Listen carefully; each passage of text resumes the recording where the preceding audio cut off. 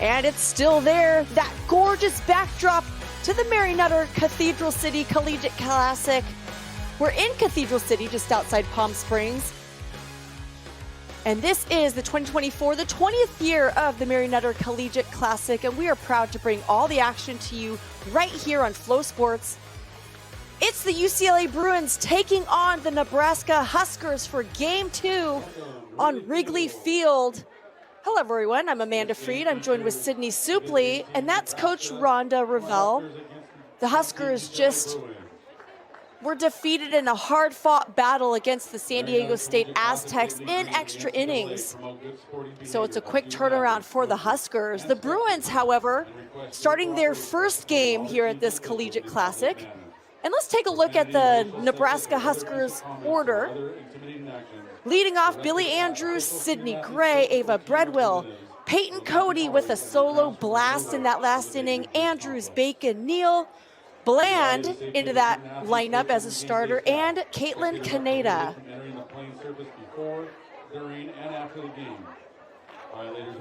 And in the circle for UCLA, Caitlin Terry, the true freshman out of Arizona. Sid, what do you like about what you see from Caitlin Terry so far this season? She's aggressive in the zone. This is one of her biggest starts so far this year, but in talking to Coach Perez this week, UCLA is special because they throw their first years into these big moments, so they develop them. So when they become a senior, a fifth year, you see players like Framo who really step up, and they're so elite because they've been experiencing these moments from their first year. And behind Caitlin Terry, we've got Taylor Stevens out there in the outfield, left field, Jadlyn Alchin, Megan Grant. And then third base, Tessa Malaulu, Maya Brady, Savannah Pola, Jordan Woolery, Caitlin Terry in the circle, and receiving behind the plate, Charlize Palacios. Sachel's her sister. That's how old I am. And UCLA head coach, Coach Kelly Inoue Perez, the Shelley Carlin UCLA head softball coach. 17 years as head coach of this program. She was my assistant coach when I was at UCLA, back when Sue Inquist was the head. So Kelly Inoue has been with these Bruins since her playing career at UCLA. And let's play ball. Number 6, Billy Andrews. Billy Andrews leading off for Nebraska. Andrew, one hit in the game earlier.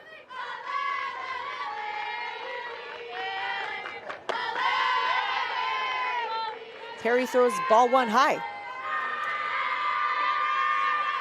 Andrews was really the spark plug for Nebraska when they needed it at times last game. And she looks like there's something on her arm she's trying to wipe off there to get ready. But it'd be big for her in this moment to find a way to poke one through and get on base for Nebraska.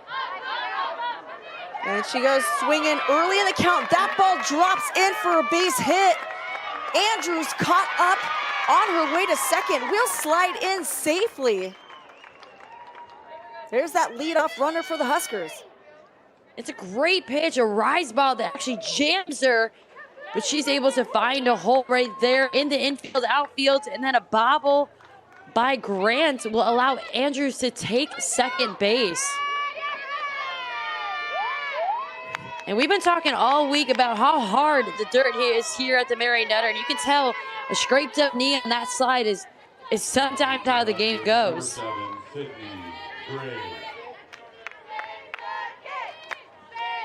So Sydney Gray stepping in the box. Caitlin Terry delivers, ball one. Terry, a 4.59 ERA, has had 4 appearances, 10 2/3 inning pitch.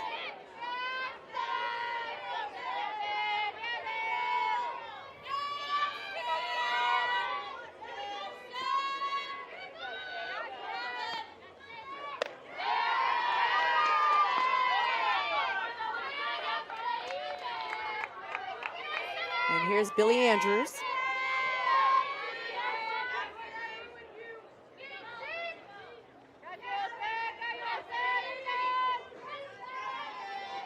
Billy Andrews on second base, wearing that sliding glove.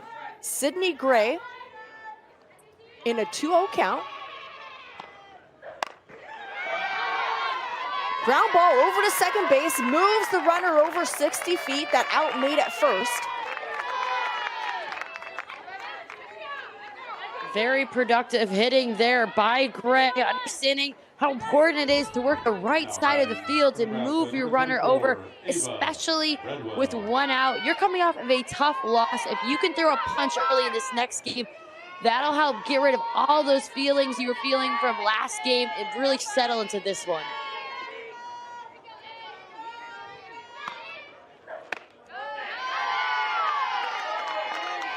Terry just not able to find that corner outside. And I'm with you, Sid, coming off of a game that the Huskers just had, a very emotional game. They were in it until that last at-bat. It's a quick turnaround to now have to face a team like the Bruins, but they've had some at-bats under their belts. They're nice and warmed up, and they're firing early in this ballgame. Ava Breadwell.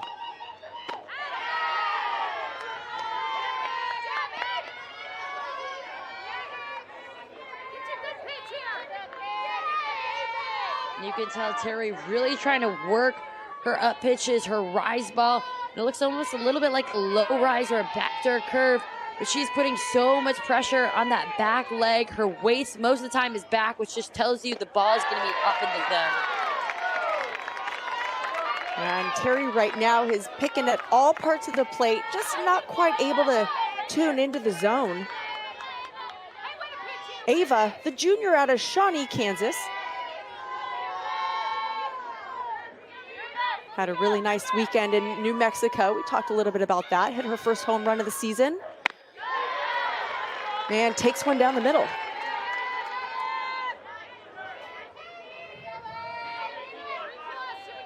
That was a well-executed curveball. It looks like it almost caught her a bit by surprise, but on a 3-0 count, most of the time if you're a hitter this early in the game, I'm not surprised by the take.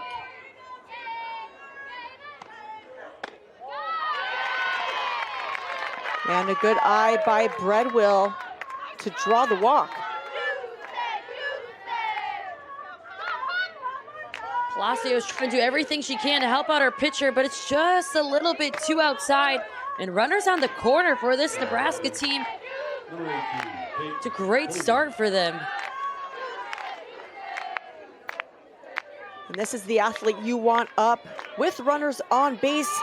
Peyton Cody, a couple of hits last game, including that big home run shot to center field. And fouled straight back.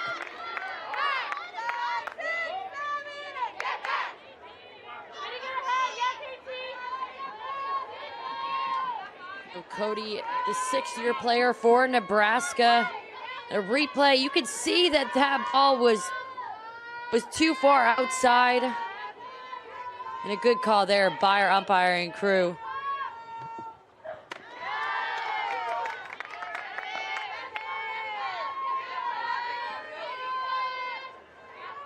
And those are the foul balls where you know as a pitcher you have to change eye levels with that hitter because they are right there from barreling it up and sending it a long ways. And Cody can send it. She's got that over 550 batting average this season. Nice off speed.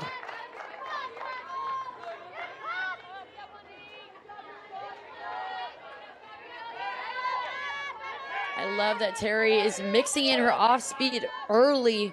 It's only going to keep all of these Nebraska hitters true because once you see it one time, the rest of the lineup knows in the back of their head that it could be coming at any point. 1 ball, 2 strikes. Peyton Cody.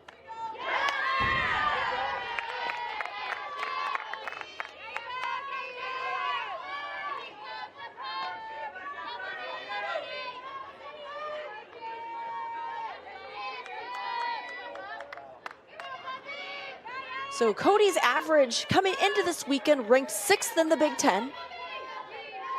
She's got a big slugging percentage also.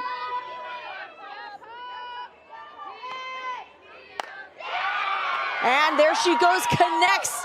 Is it enough? Off the wall. The relay comes in. Cody up at second.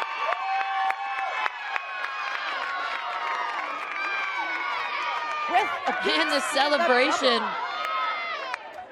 Watch how she sits back on that off speed.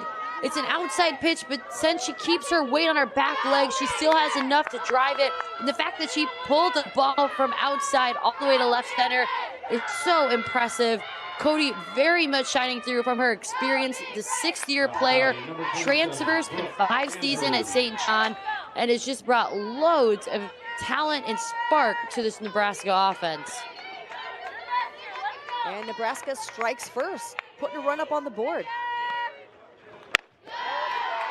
1 out here in the top of the first inning.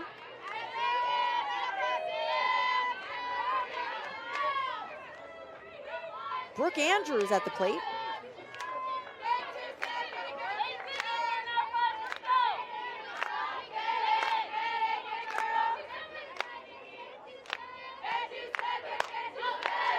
Andrews swings and just misses.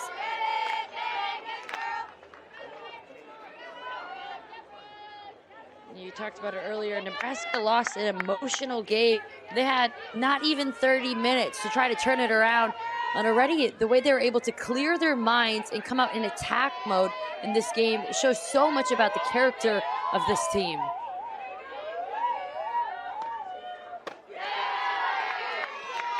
And doesn't bite.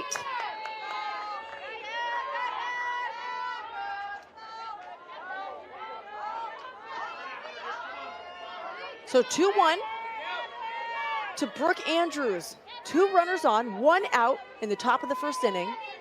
Nebraska strikes first after that tough loss to the Aztecs.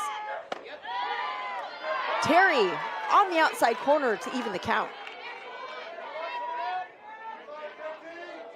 She's working a backdoor curve on that pitch, and if she can able to locate that consistently, that will really equal up these hitters and just expand her arsenal.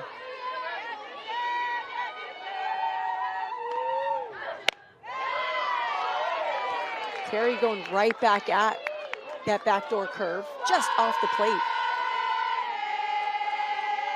And I love the way Maya Brady is just in her back pocket.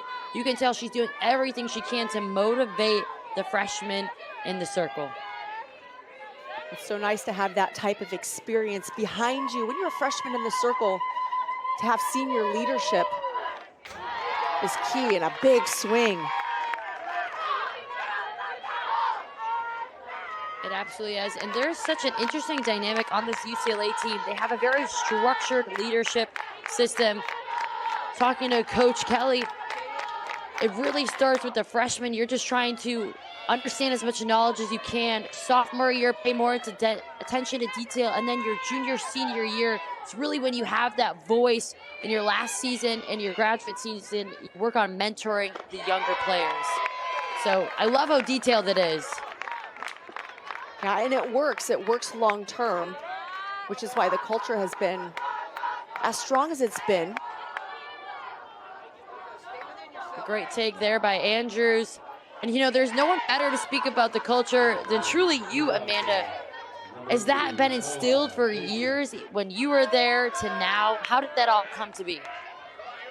Yeah, I think when you enter into a program as a freshman, it was already established, and when you have the senior leadership, those at the top who welcome you and bring you along, it really makes that transition pretty easy.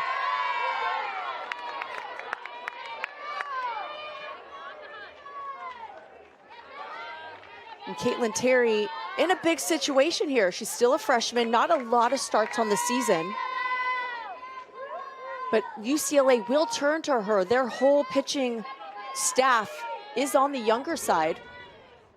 Taylor Tinsley, the most seasoned returner in the circle.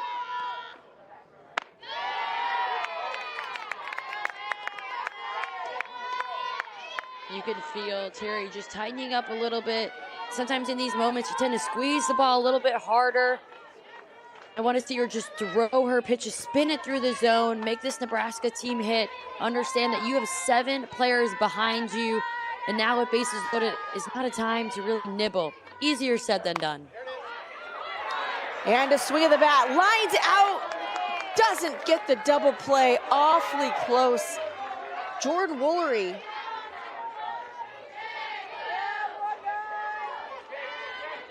That's what happens when you compete and throw the ball. You spin your pitches through the plate. Good things happen. Woolery has her back there, almost has the double play for UCLA.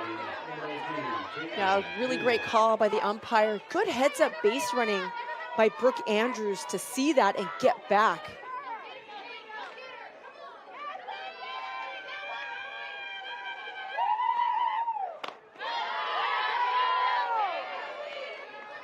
So 2 outs now in the top of the first inning. The Huskers have loaded the bases. Terry is working her way out of a jam. 1 ball to Caitlin Neal.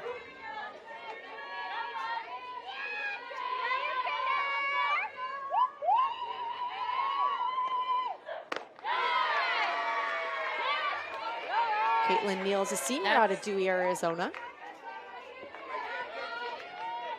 That was a great pitch there. The height that she needs to start her rise ball at, because when she establishes that level, it's when she can start to expand it up and get those hitters to fish, but not before establishing as a strike.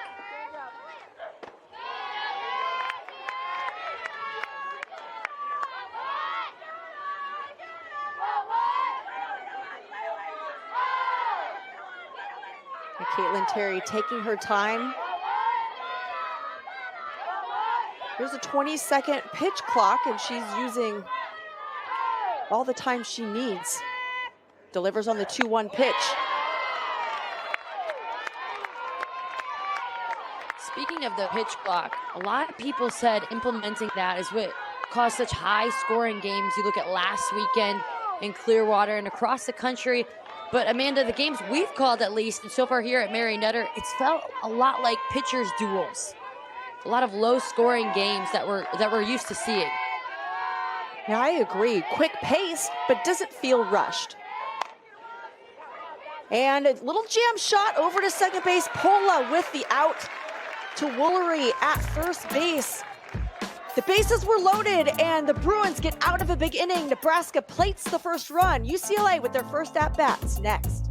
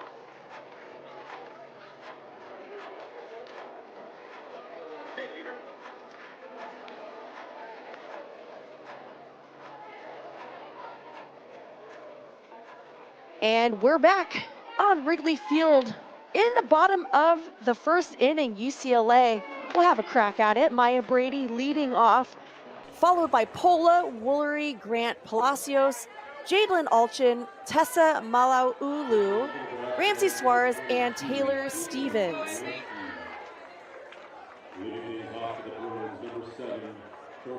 And Caitlin Olensky getting the start in the circle for the Huskies.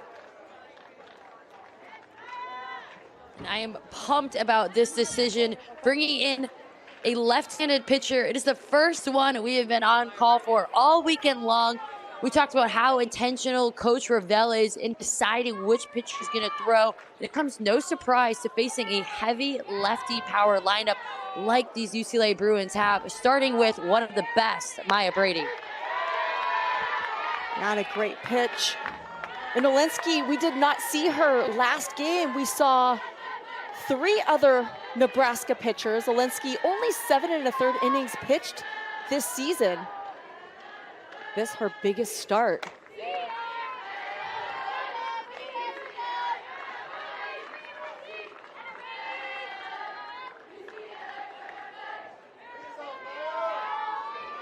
And she faces first the dangerous Maya Brady, leading the Bruins with a .350 batting average.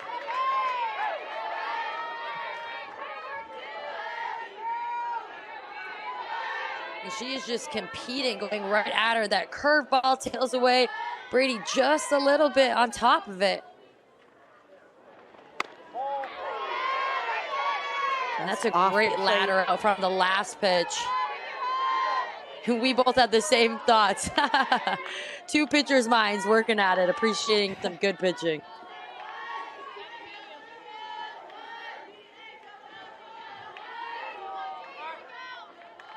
So Maya Brady, 2-2 count. Olensky delivers. Brady goes down, gets it, lifts it. This is how strong she is. Is that out? That is out of the ballpark. Lead off hitter Maya Brady comes up and ties the ball game. I mean, she is one of the best in our game right now with softball, because watch, she seems like she's on her front foot. She goes down to get it, kind of a half swing, and has so much power that she sends it out for a home run. Maya Brady, it does not get much better than that. Now, what a leadoff hitter. That's her third home run of this season. And you just have the feeling, even with the .350 batting average, that Maya Brady is just getting started.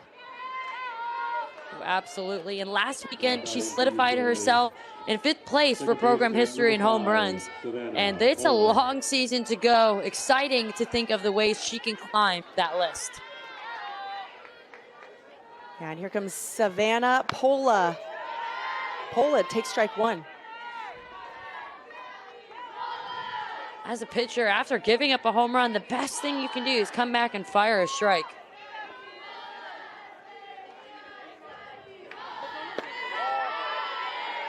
Ooh, a beautiful off-speed pitch to the junior out of Santa Ana, California.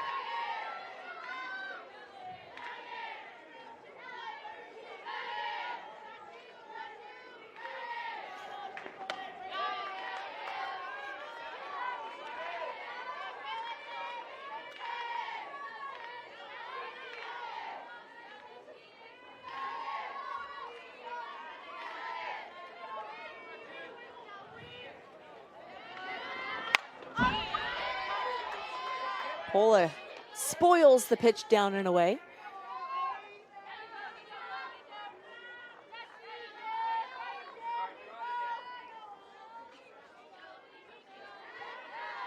In the 2023 season, Pola started and played in 59 of the Bruins games. This year, she's started in all 7. 20 at-bats, only 4 hits, and make that 5.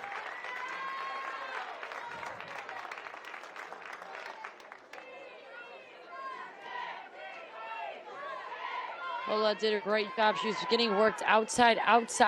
It comes back inside, is able to just step open enough to clear her hands in for a base hit. Especially when you're facing a pitcher who throws a ton of east to west, not working a lot of levels. If you can just stay on plane, whether it's inside or out, you're going to set yourself up for success. Now, Olensky's been really successful on that down and away pitch. Now she'll be facing a righty in Jordan Woolery. Woolery, .316 batting average on this season. Ended last season, had a tremendous freshman career, almost a .400 average.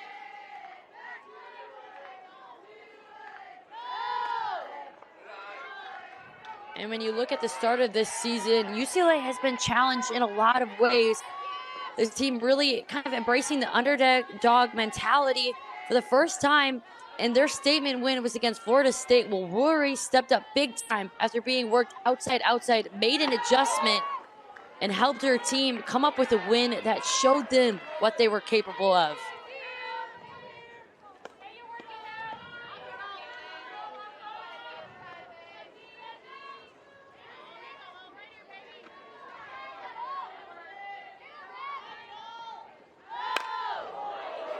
And a big swing off the bat of Woolery, just off the end of the bat, but still into deep center field. Pola will hold at first. Woolery did not miss by much on that swing. She looks like she caught almost all of it. Now it was pretty high in the air, so it's more leveled out. That's a home run. But without a doubt, an out there for Nebraska.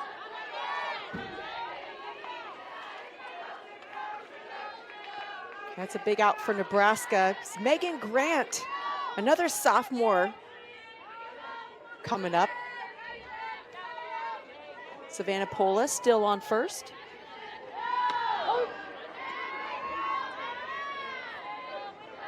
You know, Grant was such an interesting player to talk to coach about, is how she came from baseball, and it wasn't until high school that she switched over to softball, and how that really just shines through in the way she plays, especially her mechanics, works to her advantage immensely in certain areas, especially her overthrow. But I thought it was really interesting how she said when she played baseball, she never felt that camaraderie, and she has friends on the team, but it wasn't until she switched over to softball that she really felt that team connection and how impactful that can be. Yeah, just a different type of camaraderie, a different kind of vibe in the dugout, playing with female athletes versus playing with the boys when she played baseball.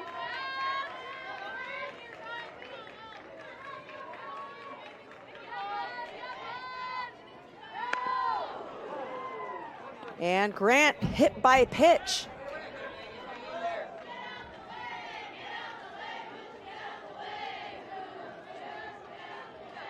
Those up and in ones, you always hope it gets the pad. And it looks like it might have got a little arm with that reaction. Sometimes the top of that Evo shield is not padded like it is on the bottom. Now maybe absorbs some of the velocity, but you still feel it. So 2 runners on here in the bottom of the first inning, 1 out. Charlize Palacios steps up, takes ball 1.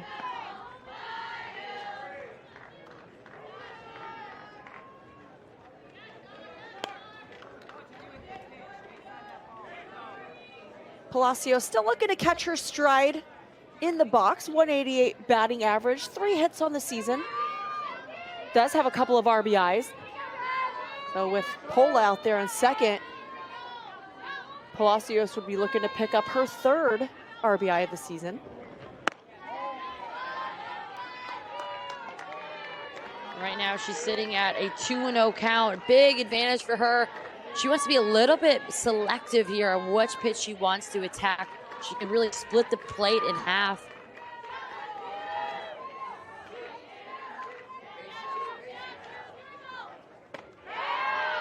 Swings at a 2-ball count.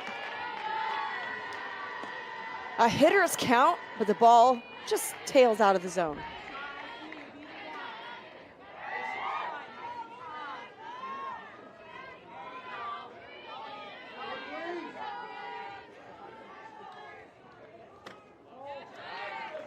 And Palacios into a 3-1 count.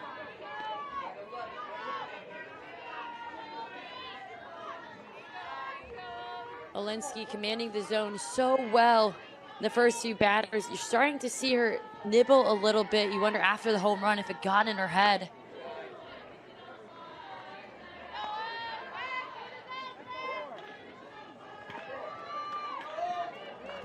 I don't think Palacios knew she just had taken ball 4, but she will walk out to third, and that'll load the bases for the Bruins. Yeah, I would agree with you. You could tell she was looking for another pitch, looking back at the umpire, asking for clarification. Coach Perez letting her know. And sometimes I don't know what's worse, is running down the line and getting called back, or that moment. I think running down and getting called back is worse. You're right. Then you have to come back.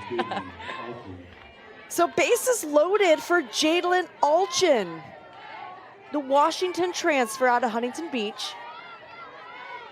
A lot of speed in the box.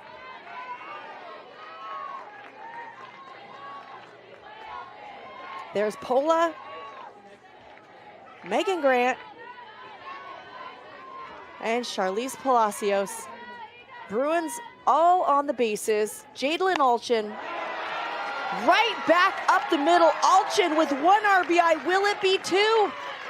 2 Bruins score on a Jadlyn Alchin base hit up the middle, and UCLA takes the lead.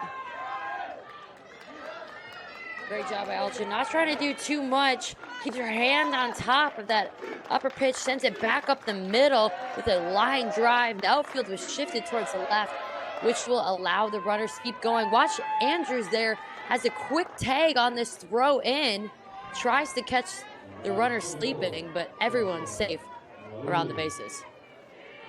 A good heads-up base running by Palacios to stay close to that bag. And here's Tessa Malaulu. Tessa takes strike 1.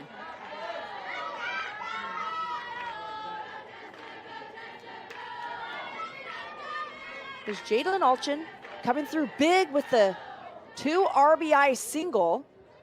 Charlize Palacios on second.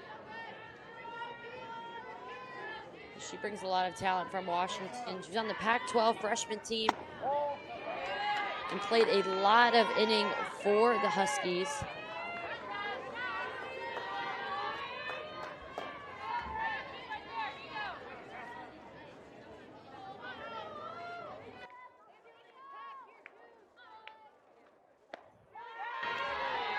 And Tessa takes strike 2. I had an opportunity to chat with Tessa this past weekend in Clearwater. And after sitting out all of last season with an injury to her arm, you can just tell how much it means to her to be able to wear Bruins across her chest and be back on the field with her team that she loves. And it was fun to talk to Coach Inoue Perez about Tessa and having her back in the lineup, and you can hear a little bit of a smile under her breath when she talked about having her back. Such an impactful player in this Bruin lineup. Goes down, scoops it up, but foul.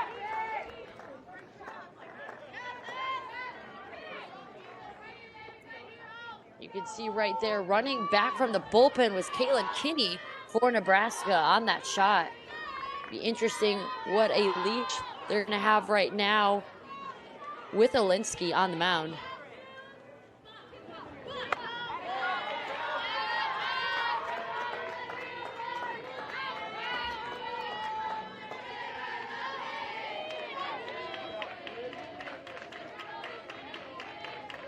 So Malaulu, full count, 2 runners on. UCLA answering right back after Nebraska struck first in the first inning.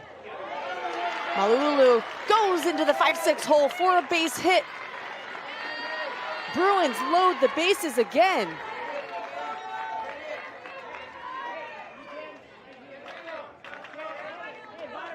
If you watch this swing, watch the way she leans over to go get that pitch. Her full top half of her body, putting herself in position to have the right bat angle to crush that outside pitch. And a strong start for UCLA.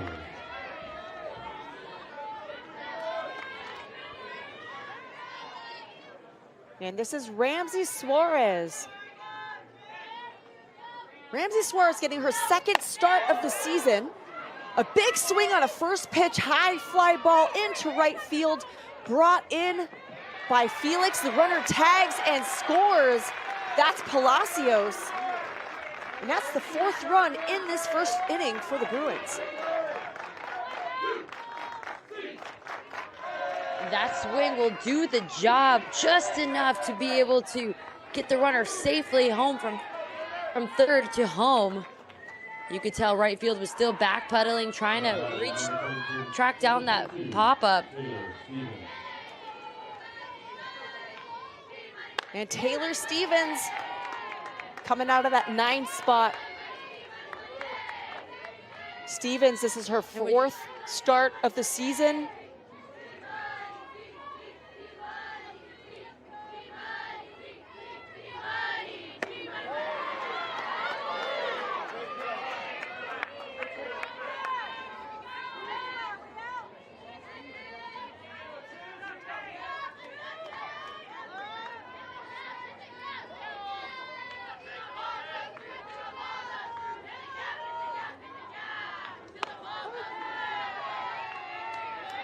Stevens, 1 ball, 2 strike, has yet to get a hit this season. But the type of athlete that can break out at any point, has had 7 at-bats, has scored a run, couple of RBIs.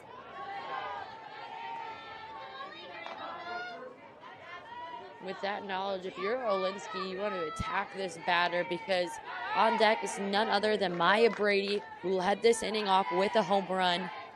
So with 2 outs, you're going all in on this one. And a big swing by Taylor Stevens.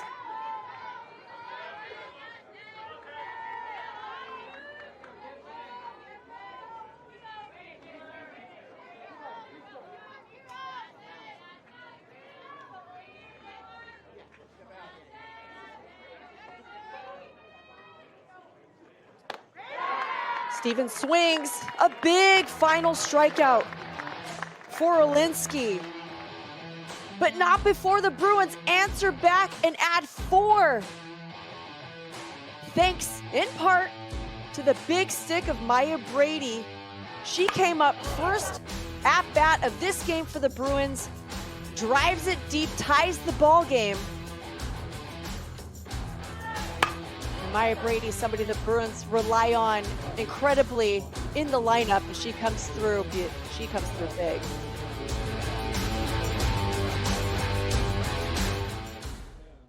Is the Japanese Trade Association Confectionery Manufacturers. Stop by their booth and try a sample.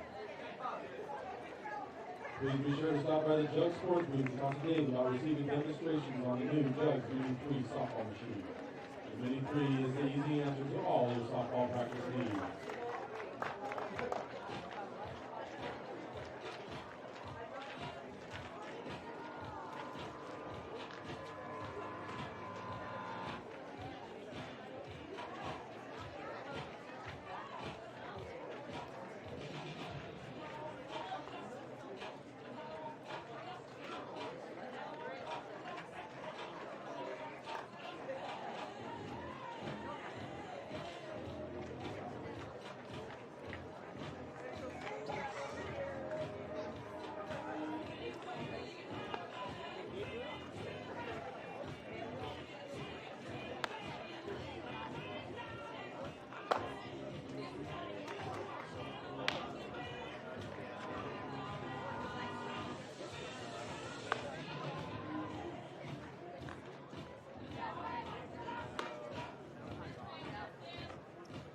Well, it's certainly been an eventful first inning here on Wrigley Field. In Game 2, Nebraska struck first in the top of the first. UCLA responded, sending 9 to the plate, scoring a run.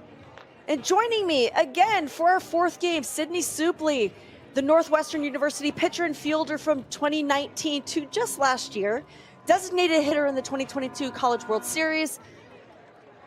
Sid, you've had such a decorated career at Northwestern that just wrapped up and now starting your post-playing career. Do you remember your freshman year in the circle for Northwestern and maybe some of the nerves that went around it? Did you have any strategies for settling yourself down if you were a Caitlin Terry, other than your team plating 4 runs to back you up? That is such a great question. I do, and especially at this tournament. Actually, my freshman season, it was my 2nd start. We were in week 3 at Mary Nutter, and I was starting against Florida, who was top 5 at the time. And I just remember when my pitching coach looked at me, and I kind of gave her that look back, and her just saying to me in that moment, you know, you're ready. Just trust your stuff. And that's what I would tell both of these first-year pitchers is you don't need to prove yourself to your team, to your coaches. They already believe in you. They put you in these moments because they trust you and they have your back.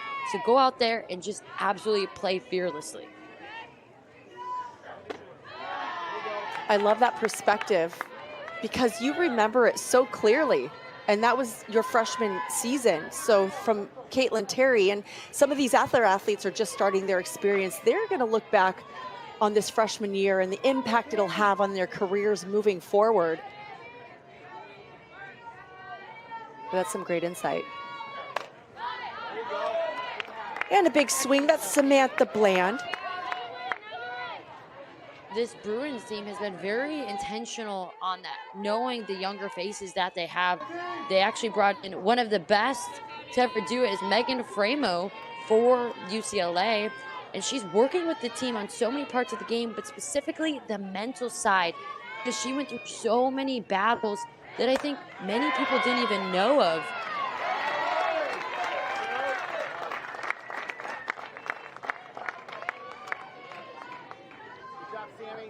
But I think we talked a little bit too much about me. We have to give you your flowers, especially calling for your alma mater. My partner in crime, Amanda, one of the best to do it, 2004 Olympic gold medalist, 2002 and 2006 World Championship gold medalist, and the biggest one of all is all-time winningest pitcher in UCLA history. Has to be so surreal for you years down the road now, calling UCLA after playing for them and helping them reach new heights. Yeah, I think what's been the most fun is being able to stay in the game and watch it evolve, but then look in the dugout and see my coaches are still there. Coach Kelly Inouye Perez was my bullpen coach, the assistant coach under Coach Enquist when I was at UCLA.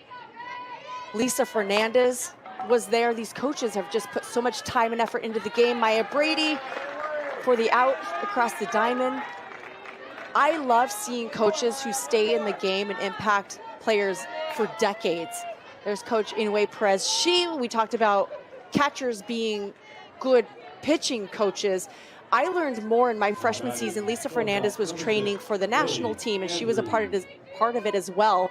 But Kelly Inouye would get in there. She would get behind the plate, and she would demand excellence from you as a pitcher. That was intimidating, but also inspiring as a freshman coming into a program where that had such a reputation. She has the best view in the house being behind the plate. And I actually think that's exactly what she's doing this season. Coach Perez has now switched herself over to really running the pitchers and the catchers. And then Lisa Fernandez, who a lot of people remember her for her pitching, she's taking over the hitting side of it. She was a .550 hitter for UCLA and hit 3 for Team USA for how many years? So for her to just have that staff where she's able to move people in different places just shows how talented they are from a coaching staff perspective. All right, and the addition of assistant coach Rob Schweier, who's a specialist in the pitching department. It's just a very versatile coaching staff. I mean, that's the benefit of having a fourth paid head coach that we saw change this year. Yeah, it makes a big difference. Well, 2 outs at the top of the second inning. Billy Andrews is in a 2-1 count. Swing and a miss. Terry hammering the zone here in the second inning.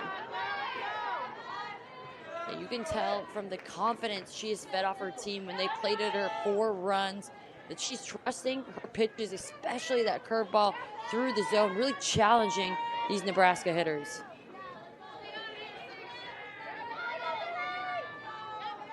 A 2-2 count. Terry delivers, just misses on that outside.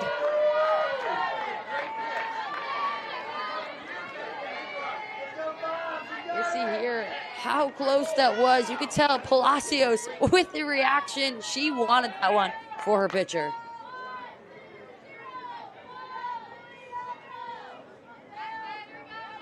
So far, a much smoother inning for Caitlin Terry in the circle. And Billy Andrews turns on this, and she sends it out of the ballpark.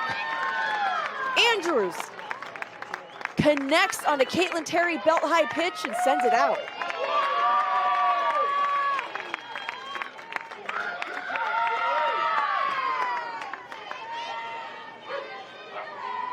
This one you could hear off the bat.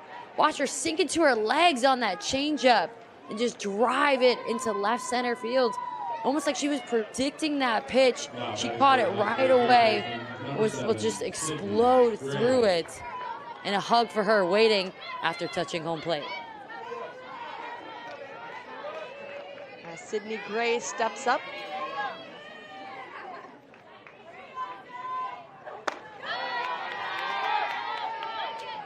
hit into a fielder's choice her first at bat, advanced Billy Andrews on the base paths back in the first inning.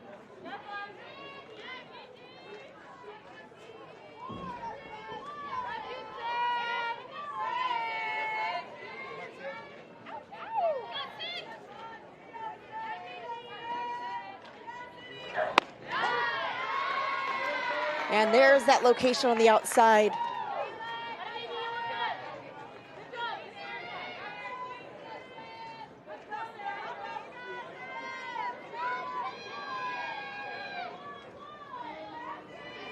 One count. Sydney Gray, Caitlin Terry prepared to deliver. And a big swing and a foul.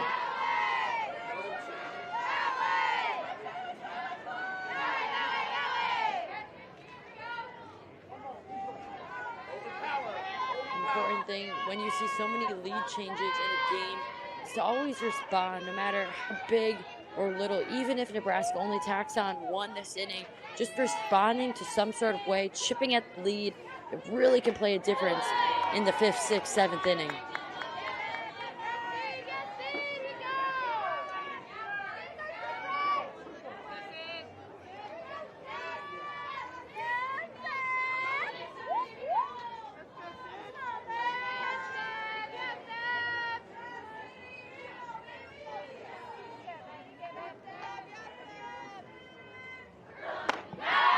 Very big swing. That low rise gets Sydney Gray third out. But Billy Andrews makes some noise with 2 outs in the 2nd inning. Pulls her team 1 run closer to the Bruins with a basket bomb over the fence and left. UCLA leading Nebraska Huskers 4-2.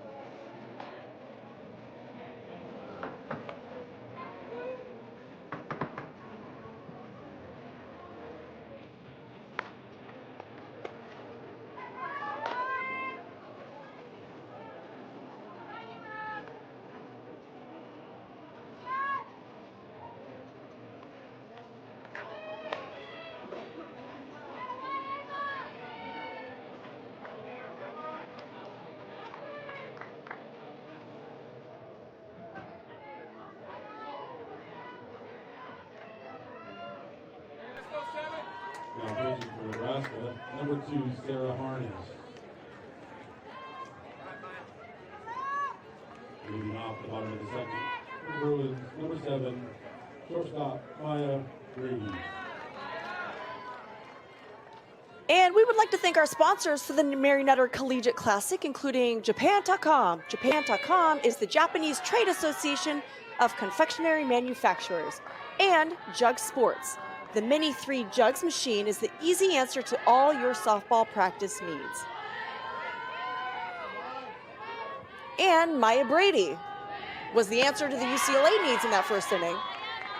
UCLA, in the bottom of the first, sent 9 hitters to the plate, starting with Maya Brady. Right there, you got a glimpse into how powerful she is. Off balance, still able to knock it over the fences. But she'll be facing a new pitcher this time. And Harness, we saw come in their last game. She's a transfer from SIU, a big part of the Nebraska staff that was very successful last season in 2023.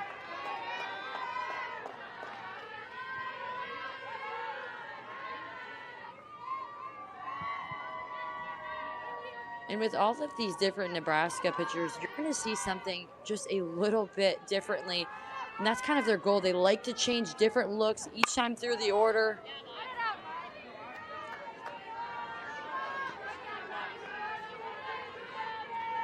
Well, it really does make a difference as a hitter when you feel like you get your timing down and then the pitcher is switched. You have to reestablish that timing, and UCLA really had a beat on Olinsky.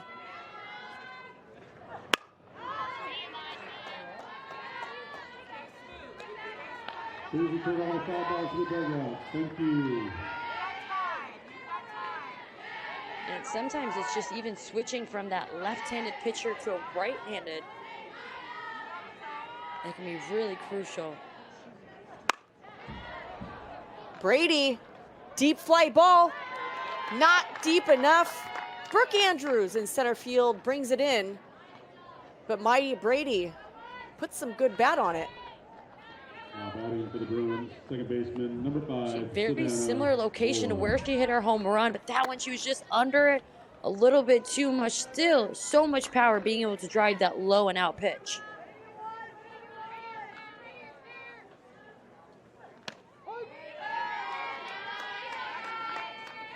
And a first strike delivered to Savannah Pola.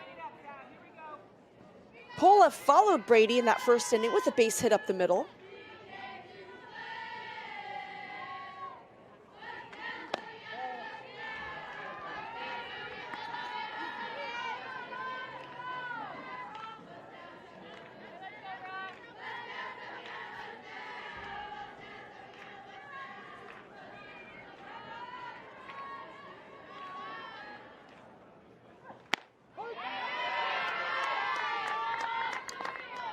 And I know you're thinking about coming out to see the action in person. And if you are, the official ticket source is through the MaryNutterClassic.com website. And if you want some sun, come out. It's high 70s. It's gorgeous in Cathedral City. There are sunglasses in the stands. And yes, it's still February. That's how we do it in California.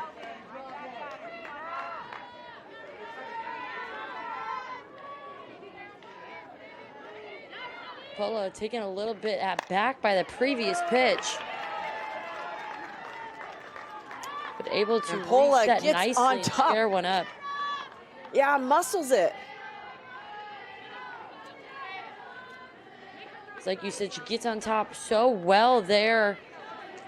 Especially on a pitch that caused her to be so shaken up the one before. It takes a lot of mental toughness just to be able to recollect yourself in between pitches. And you mentioned the sunshine. It must be out. Yeah, full sleeves up and everything. Yeah, sunglasses, hats. I mean, we went from rainy weather to sun. The sun is out. It's going to be out all weekend, and then we're due for some rain early next week, but shouldn't get any of it over this weekend, so it's perfect playing conditions for these teams.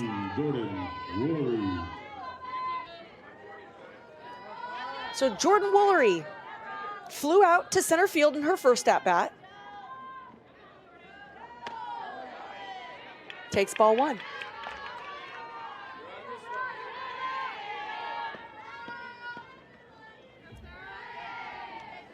Woolery and Grant, as true freshmen last year, really made a statement. Woolery with a .390 batting average, Grant .333 right behind her. Woolery, big smile on her face because she chased a rise ball out of the zone.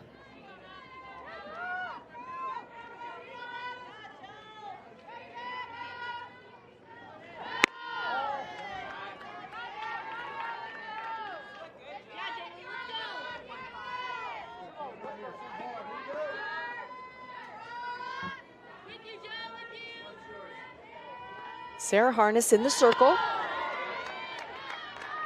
And a nice pitch down in the zone. Well, she did a great job making that one dance. That's where Harness is at her best, is when she's spinning it tight through that zone. UCLA's hitters tend to get a little bit big on a few of those swings and misses.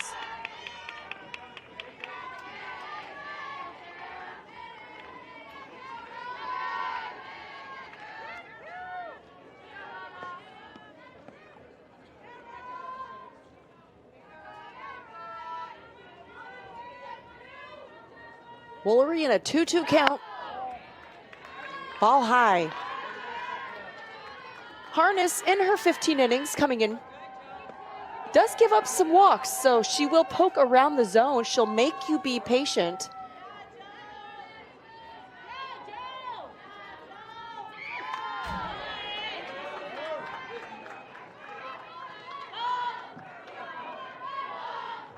On that last pitch, Woolery actually moved up in the box, trying to take it away before it spins, not feeling overpowered by Harness's speed.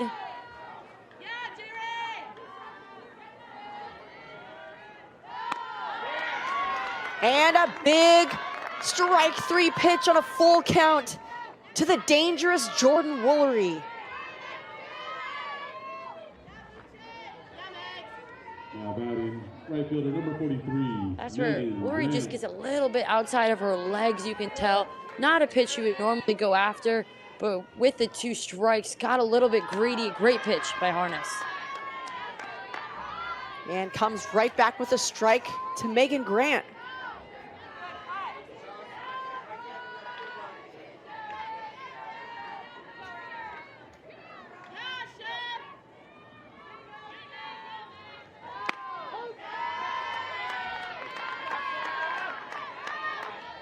UCLA leads The UCLA this game by 2. That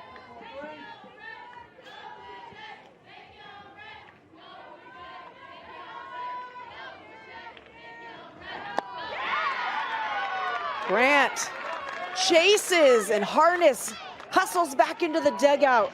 A couple of back-to-back clutch strikeouts by Sarah Harness. UCLA is still leading, but Nebraska coming to the bat next.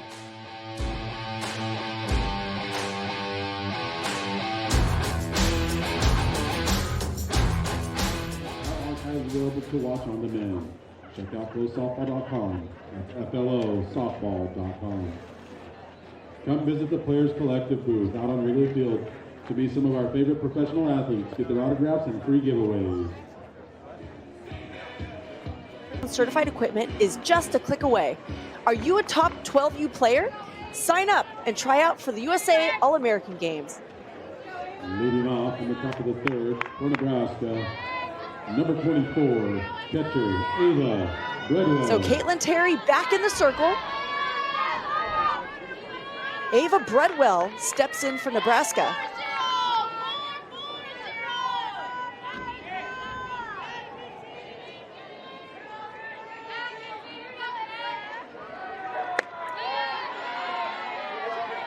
Bredwell stepped into today's game with a .304 batting average, 7 hits in her 23 at-bats. And you know, we're still early in this game, but Nebraska last weekend, they came back in 4 of their games. So this Huskers team is not going to go down without a fight. Expect to see them scratch and claw every inning. And Caitlin Terry comes in with a strike.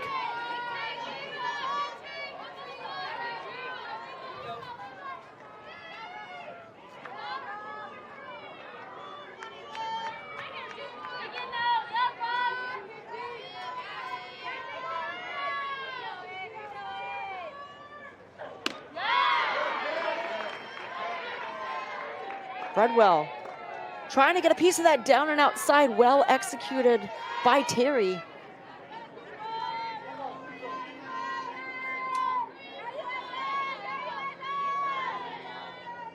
One ball, 2 strike count to Ava Bredwell. Bredwell walked in her first at bat and is showing a very patient eye in this at bat.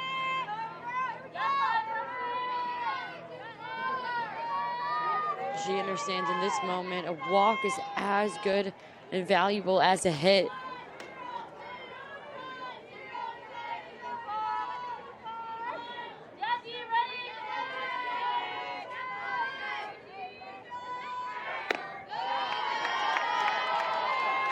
And the count goes full.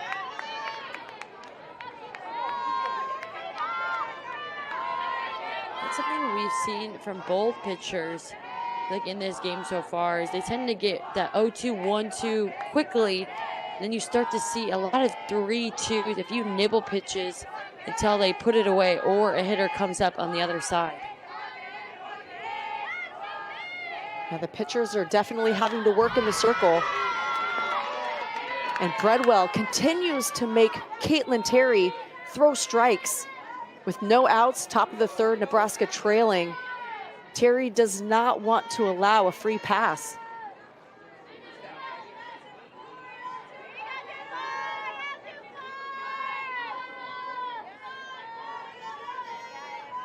See right there, UCLA, one of the few teams to actually have a wristband this weekend. We've seen so many go to the electronic watch. And Bredwell draws the leadoff walk.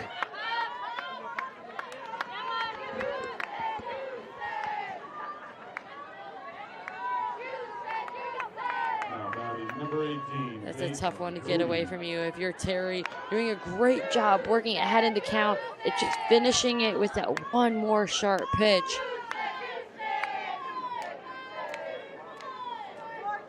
And here is the dangerous Peyton Cody with a runner on base. Cody can go deep. She has already today.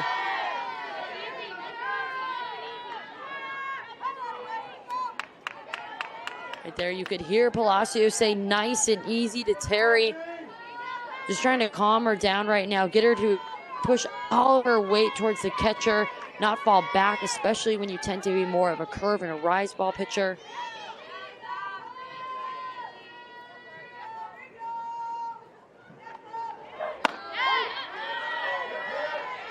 Right down the heart of the plate. The count even at 1. That was a sharp pitch. I think just the mix of how tight the spin was, it felt like one of her hardest pitches so far today. Almost seems like it caught Cody by a bit of a surprise, taking it when, as you mentioned, it was middle in. And a big swing. Peyton Cody.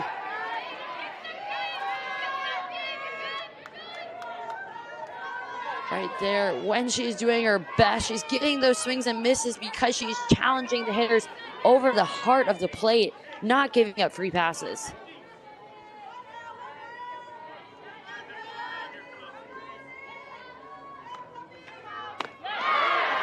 And an off speed for the big strikeout of Peyton Cody. One of her best sequences here today, and that changeup after the hard stuff just falls off the table. It catches Cody off balance.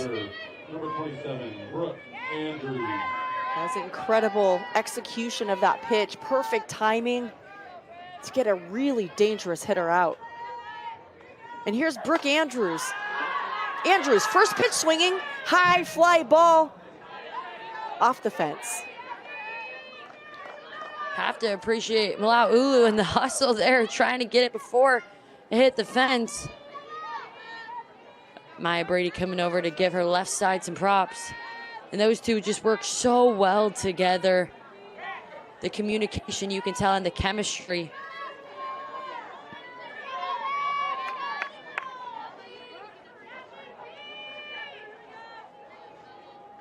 Malaulu does such a nice job over at third. Terry delivers on the rise ball.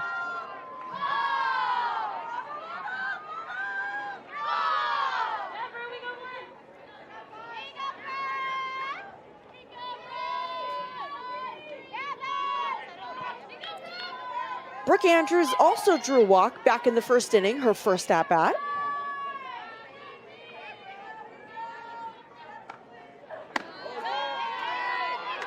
And showing an eye again in this at bat. Had a hit in the earlier ball game.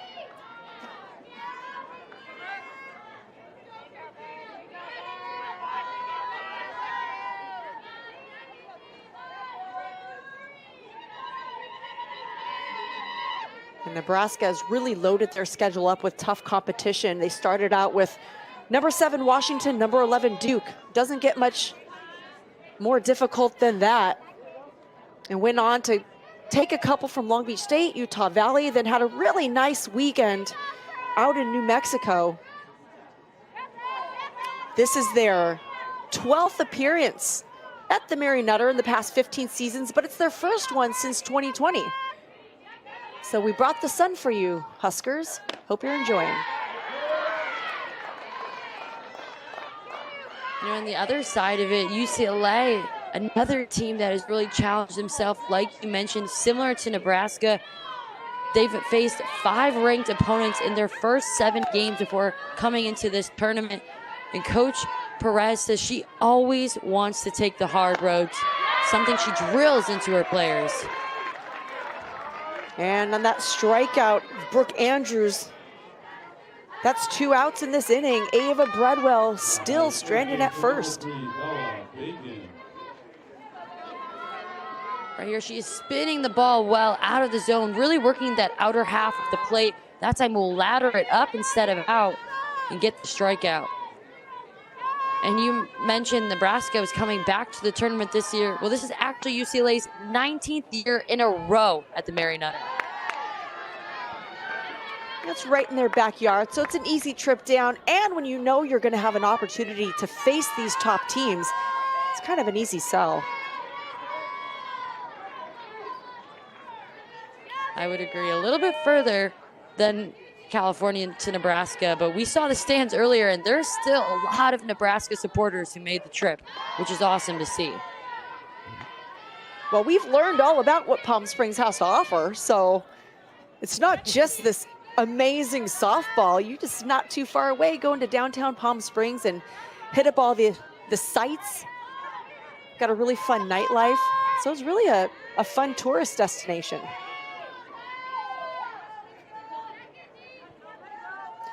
Bella Bacon.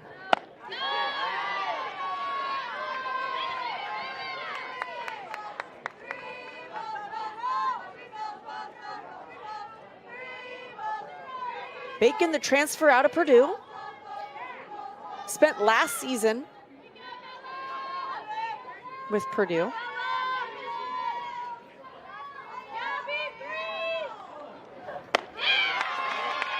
And draws herself a walk.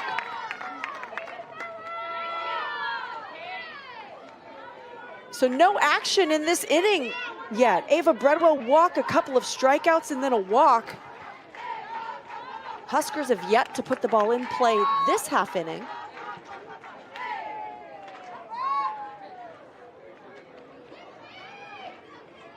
Coach Ravel talking to Neil, understanding what a big situation and a big at-bat this is. Lots of opportunities with a runner at first and second and 2 outs.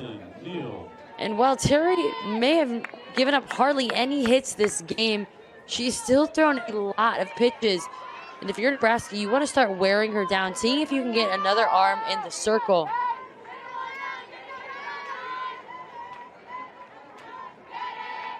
And Caitlin Neal with a big opportunity, runner in scoring position, swings at the first pitch. That's up the middle. Huskers head home. Bradwell scores. First pitch swinging, Caitlin Neal with the RBI single. Right there, setting it to shortstop. A little bit of a traffic jam with the runner. Swinging right by Maya Brady, and it tips off of her glove into center field. And you wonder, what did Coach Ravel say? Because the next pitch, she made it happen. Hit the ball hard in the ground, possibly. Yeah, sounds like a great idea to me. Try to make something happen. So Samantha Bland now with an opportunity. Runners still on the bases, 2 outs in the top of the third. Nebraska inching 1 more run closer. UCLA ahead by 1.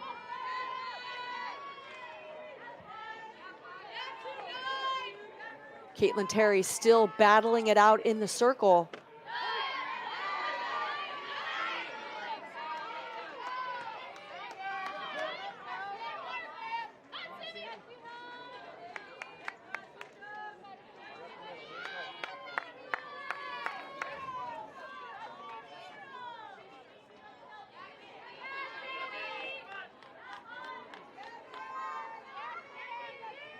One count to Samantha Bland.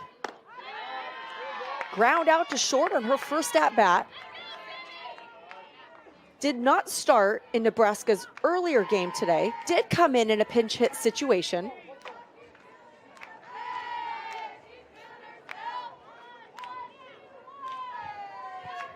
And in that situation, she battled. We saw her spoil a ton of pitches that earned her an opportunity like this.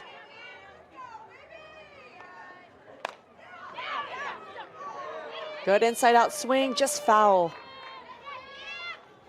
And I believe, Sydney, the result of that long at bat was a strikeout. But you're right. Sometimes it's the approach at the plate, it's the length of the at bat, it's the quality of the at bat, not necessarily the result that can earn you another opportunity. 100%. So a 2-2 count to Samantha Bland. And down hard in the ground, finds the gap on the right side of the field. Megan Grant up and throws, but Nebraska plates another run, and we've got ourselves a tie ball game. And by 2 ground balls, putting in play, this time to the other side of the middle infield, putting the pressure on. We've seen it all weekend long where this dirt just creates such hard and fast hops. That one was too hot for Paloa to be able to handle. And the Huskers will tie this up. All 2 runs on 2 outs, which I think is the most important part of it all. But UCLA taking a second here to calm down. You see a few smiles and laughs, especially just to calm down a freshman in the circle. That's the best way to do it. And something Palacios has been so good, Coach Perez, saying just understanding what her pitchers need in certain moments, even if it's cracking a smile or doing a joke that's just going to help relieve the tension and allow her to go out and pitch like herself again. It's such a benefit to have senior leadership behind the plate when you're a freshman in the circle. And that same type of leadership at shortstop with Maya Brady.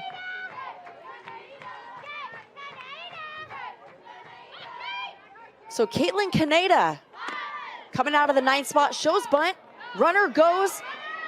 We're in a rundown. Brady keeps an eye at Caitlin Neal at third. Bland holds at first.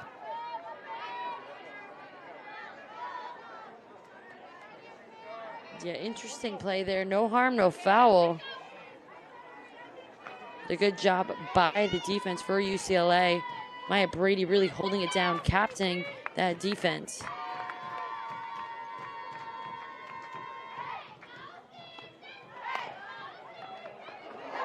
And Kaneda, hard ground ball recovered by Woolery at first base. She'll get the 3rd out of the inning. Nebraska answers back, ties this ball game up. UCLA, Nebraska tied up at 4. We're heading to the bottom of the 3rd.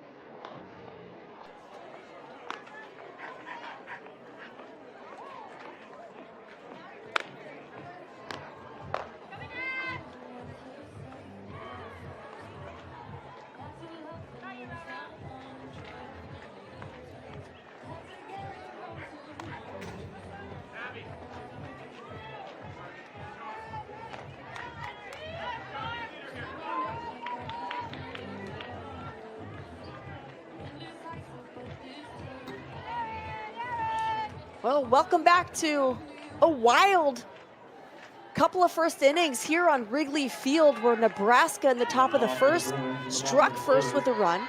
UCLA responded in the bottom of the first with 4 runs. Nebraska answers back in the second, answers back again in the top of the third, and we've got a tie ball game. Charlize Palacios leading off for the Bruins. Big swing, first strike 1 for Harness. And Amanda, I think it has to be us with all of these close one-run tie ball games. And it just speaks to the level of competition and parity throughout this entire tournament with each matchup that we've seen. Yeah, we've had some really good ball games, and I'm really impressed with the way that Nebraska handled that first game, ended up not coming away with the victory against the Aztecs, but answered right back in this game 2 against a really tough Bruin opponent. They switched gears really fast, a short turnaround between games, and they're the ones that answered first.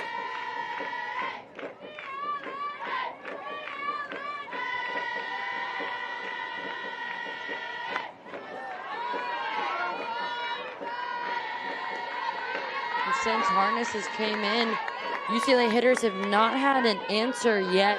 Doing a great job just mixing up the speed and the eye levels, hitting different levels in their pitching.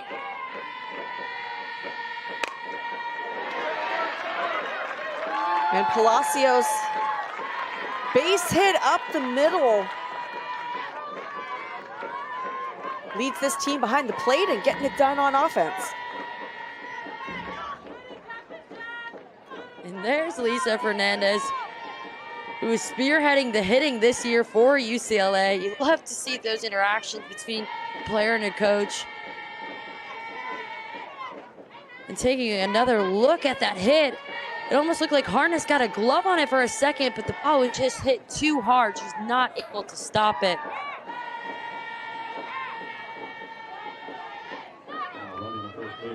I'm very impressed with the amount of hard ground balls we've seen get through the infield.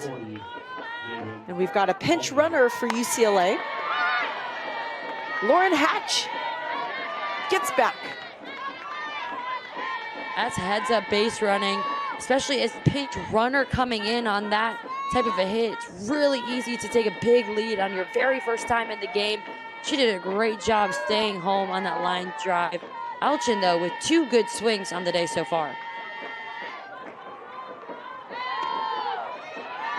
And Tessa Malaulu with an opportunity. Lauren Hatch on first. Hatch has been in 5 games. She scored 3 runs, so she likes to scoot around the bases. Tessa, big swing, high fly ball. Andrews waving off her corner fielders and makes the catch.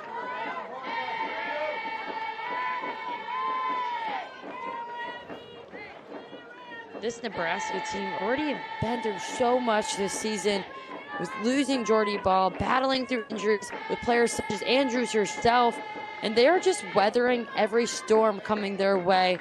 And Coach Perez having a few extra words there with her hitter,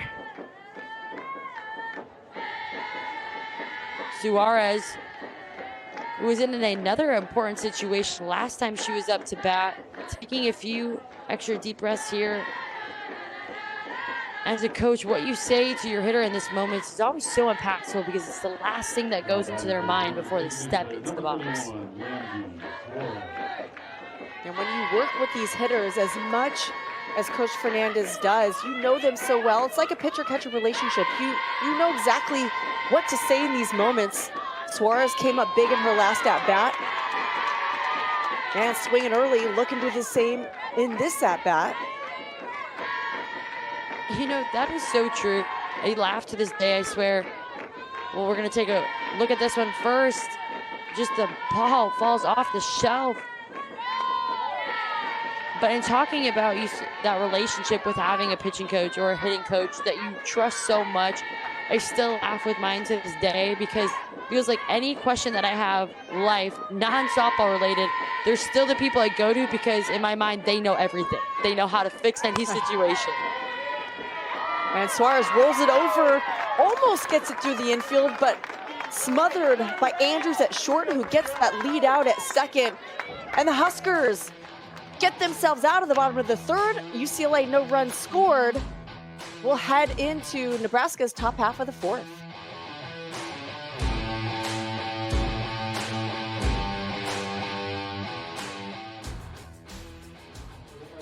Is just a click away. Are you a top 12U player? Check out the USA softball booth and ask about the All-American Games tryouts.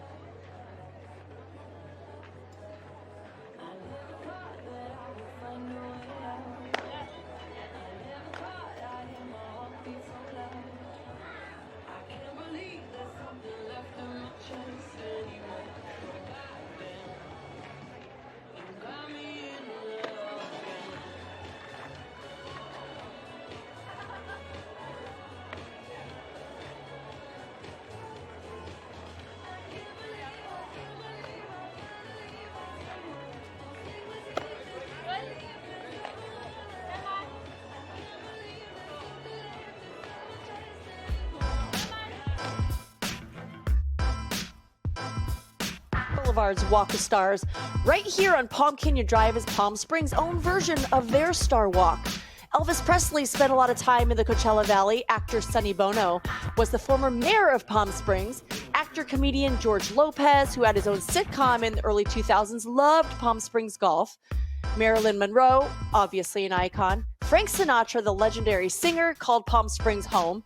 His daughter and artist Nancy Sinatra, Adam West, the original Batman series, and Dionne Warwick, the 6-time Grammy Award-winning artist.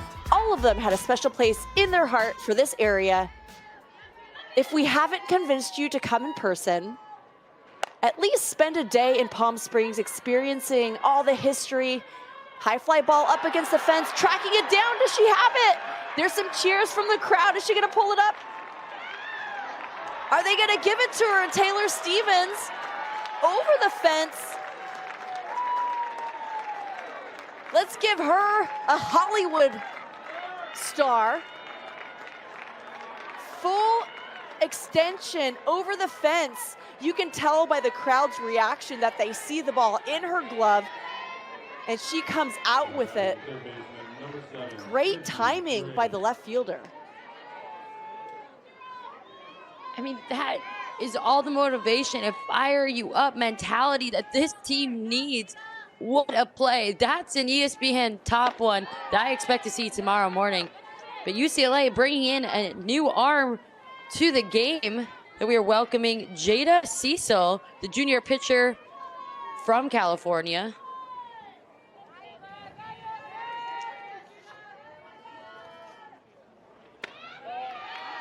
Yeah, Jada Cecil, the junior, she's a transfer from UC San Diego.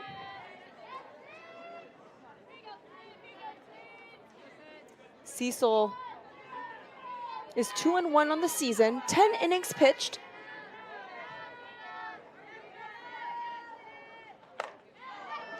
Up for the rise ball, laying out Web Gems for UCLA's outfield. That's Jalen Alchin going vertical for the second out of the top of the fourth. And half a day outfield once again. A good swing on a ball, but this UCLA defense is just showing up and showing out, leaving Nebraska absolutely scoreless with nobody on base, taking away 2 big timeouts. That's really got to pump you up as a pitcher.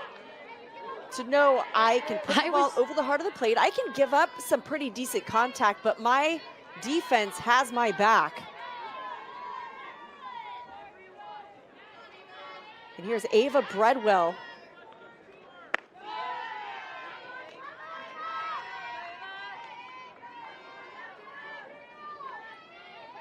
I agree with you, though, Amanda. Cecil has to be feeling on top of the world right now with these players behind her. For me, it would give every little bit of confidence that I would need in this moment to know that they have my back.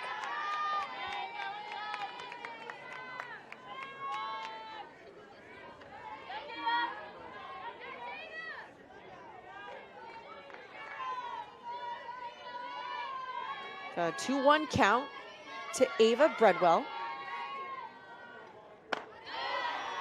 Some really nice contact. Billy Andrews went foul, but she's always a threat at the plate. And then Sydney Gray trying to make things happen, but Jadlyn Alchin erases that with a beautiful dive. So no runners on, 2 outs with Ava Breadwell up.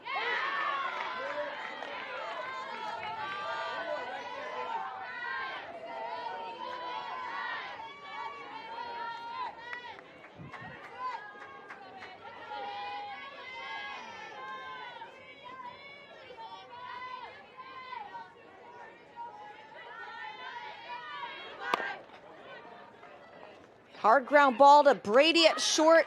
Brady across to Woolery for the 3rd out of the inning. But Alchin and Stevens stealing the show and pleading a case for their own stars on the Hollywood Walk of Fame.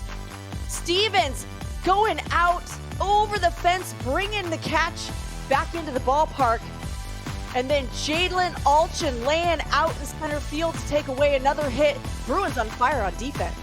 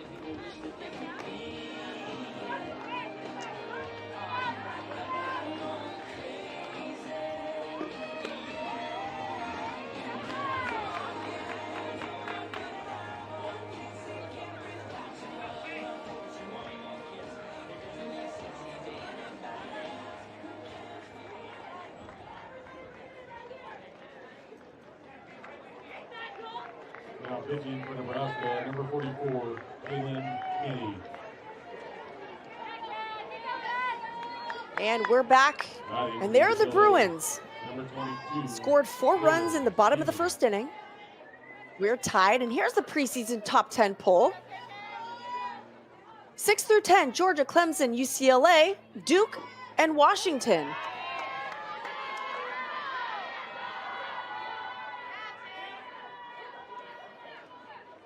And there's our top 5. Oklahoma leading the way, followed closely by Texas, Georgia, Washington, and Tennessee. So a lot of conferences represented in the top 10.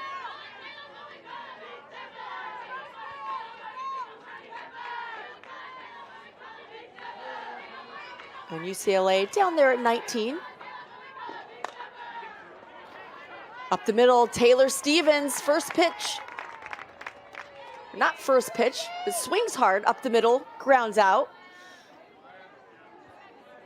You know, we talk about rankings and sometimes the target that can put on your back.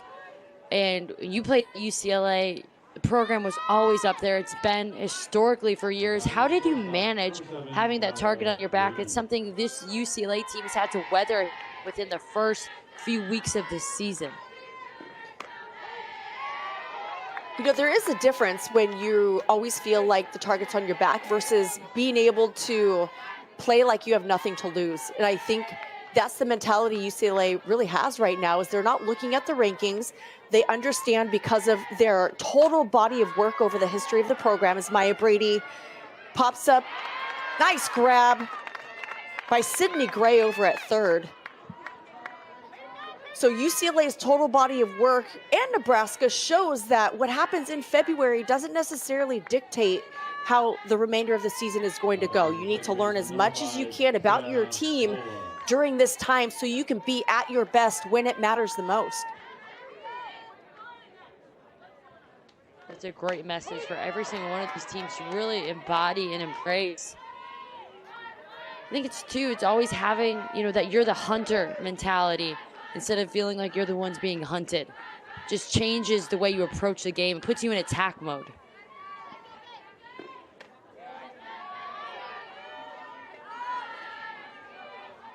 And here's Savannah Pola. Has had a really nice day at the plate. A couple of base hits up the middle.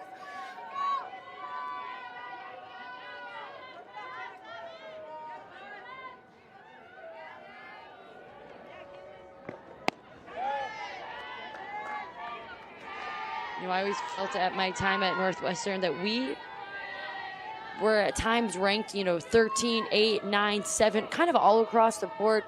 But we really thrived in our own is when we didn't worry about the rankings. And honestly, when people doubted us is when we stepped out, because as long as you believe in yourself and the woman to your right and the woman to your left, that's when you can achieve great things.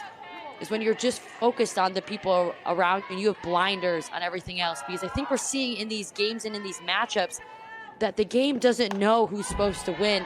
And that's why you play. That's the fun and the joy in it all. It's truly a 7-inning game and everyone's got a fair chance going in. All right, and nobody knows your team better than you know your team and know yourself. So I'm with you on that. This is Pola, still in her at bat, off speed, down and inside.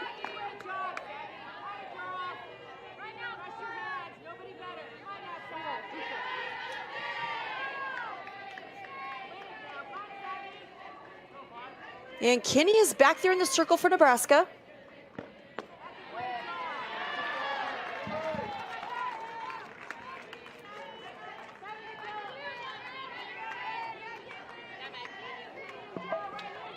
See right here, a really easy take. That one just slips out of the fingers of Kinney, not a competitive pitch.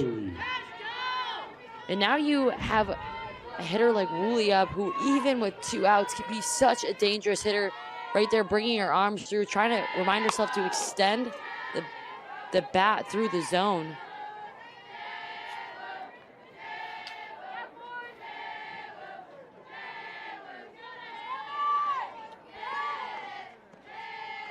A Woolery who ended last season knocking on 400 as an average. 10 home runs. This season, up above 300. No home runs in this season, not yet, but I have a feeling they're coming.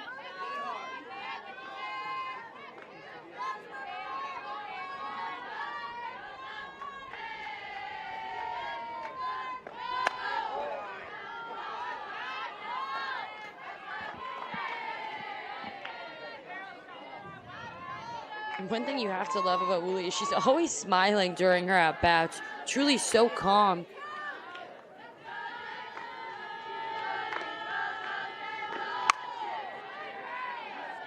A good location for that pitch.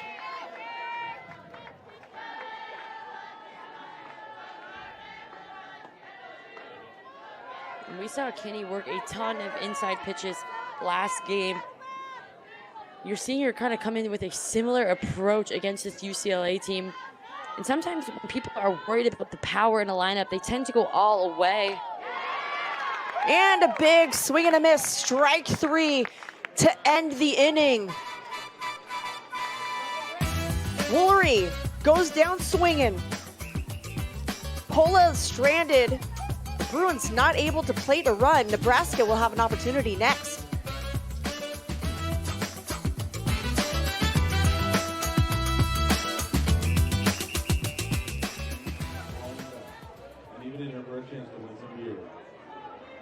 Do you want to increase your bat speed, reduce tension, and take your game to the next level?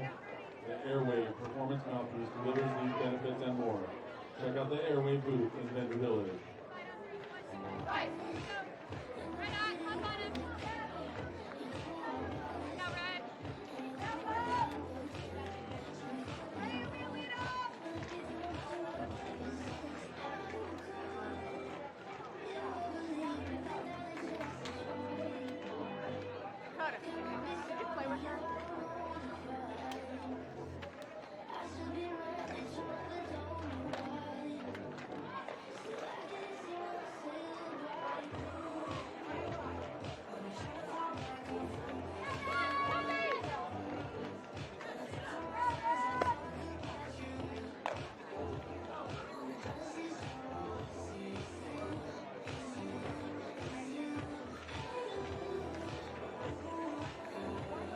Well, we're back and Bruins are taking the field as we head to the top of the 5th inning.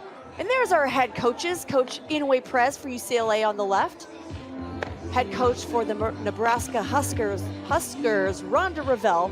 She's in her 32nd season as head coach. Kelly Inoue Perez in her 18th season as head coach, 31st season overall.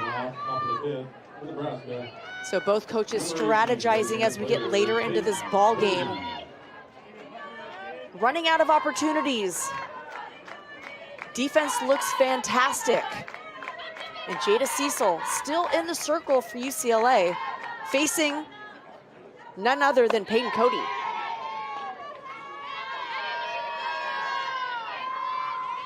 And two coaches who are both leading their alma mater, which I think it makes it also more special.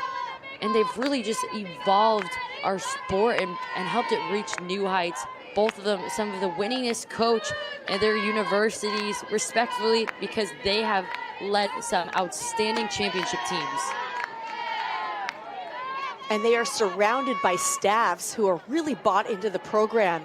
At Nebraska, associate head coach Lori Sipples in her 35th season.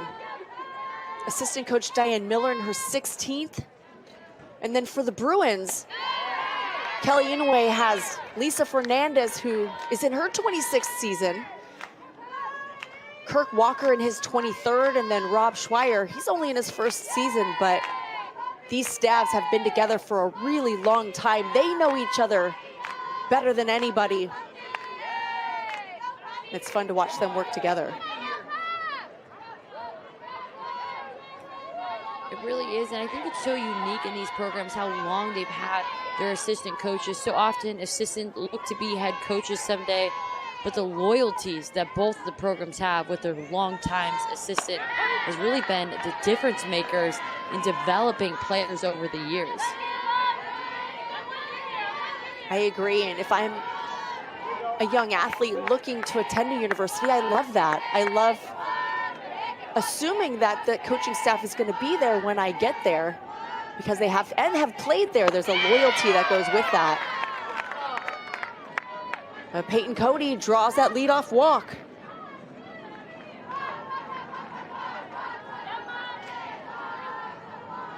And you see a little bit of a dance for his celebration. And a walk so important in that moment with a tie ball game. Now at the top of the 5th, you're starting to get down to your last few innings, so each inning matters even more. Level 0, McKinley Maleka. And with the trend of this tournament has wins, you wonder, Amanda, if they're going to bunt her over, especially with Andrews up, who we've seen bunt earlier today in the previous game. I could see that happening, and McKinley Maleka pinch running over at first base, so wheels on the base paths. And there it is. Trying everything possible to get that runner into scoring position.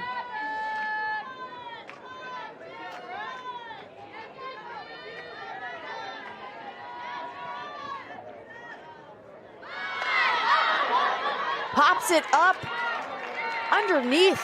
Tessa Malaulu makes the catch. A big first out for UCLA.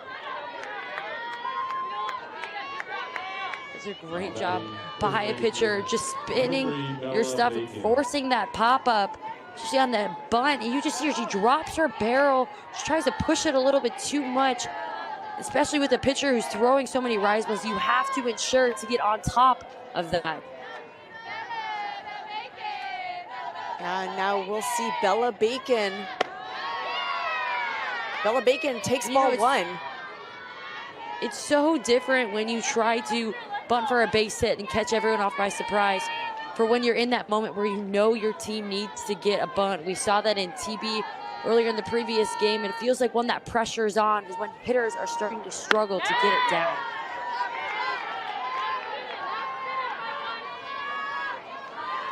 Yeah, and even in that situation, if you're not showing bunt, your job is to get that ball down on the ground to move your runner over 60 feet and into scoring position. Jada Cecil to Bacon, high. Cecil was a Big West Pitcher of the Year in 2022.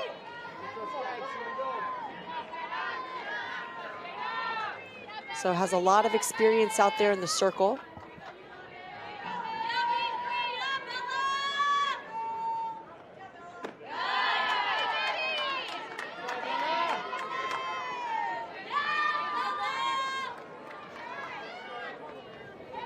And if there's one thing about Bacon, throughout the day, she has seen so many pitches, draws very long at bats. Coach Perez having a word with her umpire. And she will take a trip to the circle.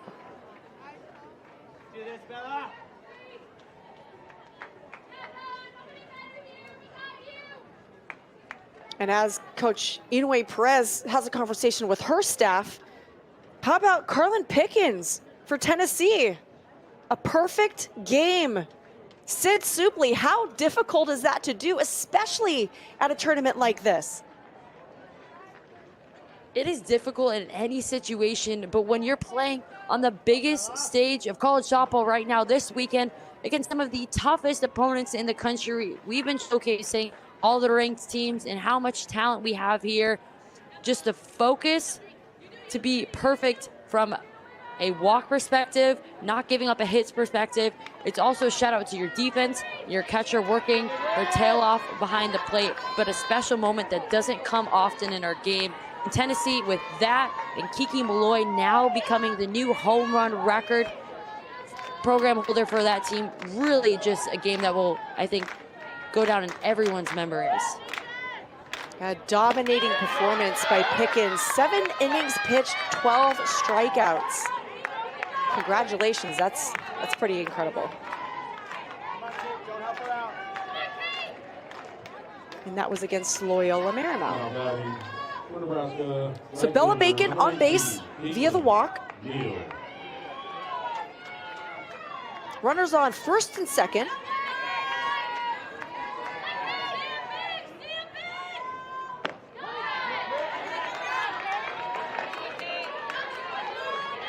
I'm curious, Amanda, did you ever have a perfect game? I mean, there was 96 victories in there we could have chose from.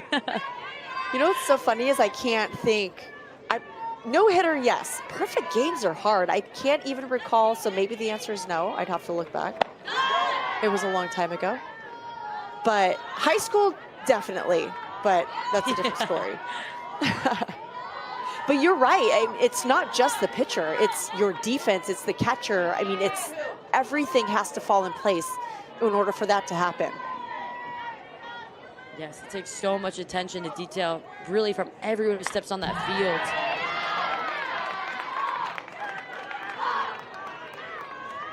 That's Caitlin Right Neal. now, Nebraska, you can tell they feel the momentum coming. You can see the cheering and the dugout get a little bit louder.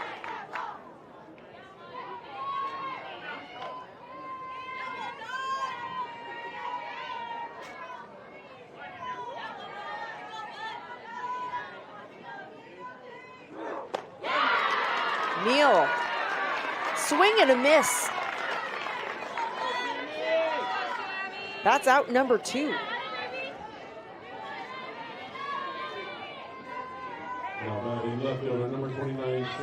can see just spinning the ball, one of her best rise balls all day, locating on the outer half, and a big second out for UCLA with runners in scoring position.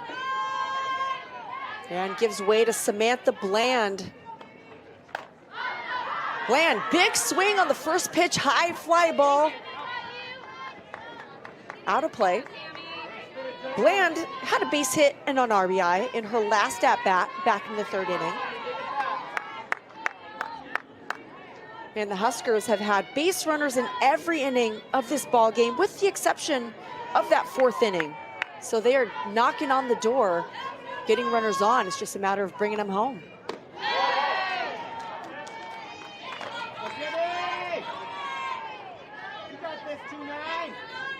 Remember earlier in this game, Nebraska scored a ton of runs on 2 outs.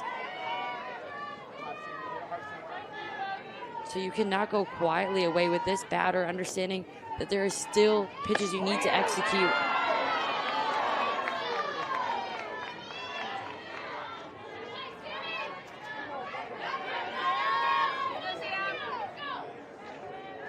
Cecil is not overpowering in a 2-1 count.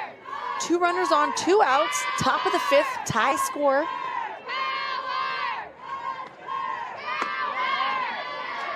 Just off the outside.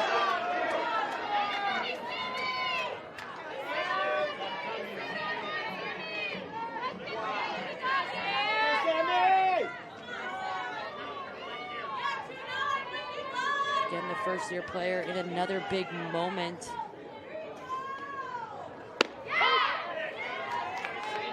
Finds the zone.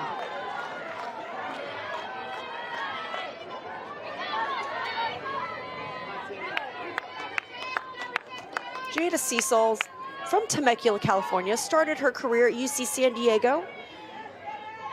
And now here, finishing it up at UCLA. Just a junior. Outside driven, Samantha Bland to the fence. 1 run will score. 2 runs will score. The Huskers take a 2-run lead.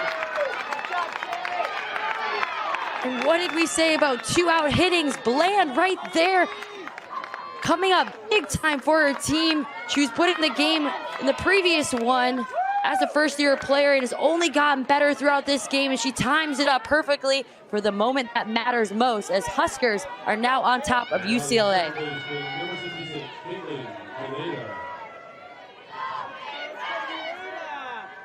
Yeah, Bland coming up big, 2 RBI. Caitlin Kaneda, first pitch swinging, high fly ball. High and brought home. Jadlyn Alchin makes the 3rd out of the inning. The Huskers do damage, they play 2 runs. UCLA, they've got some work to do on offense.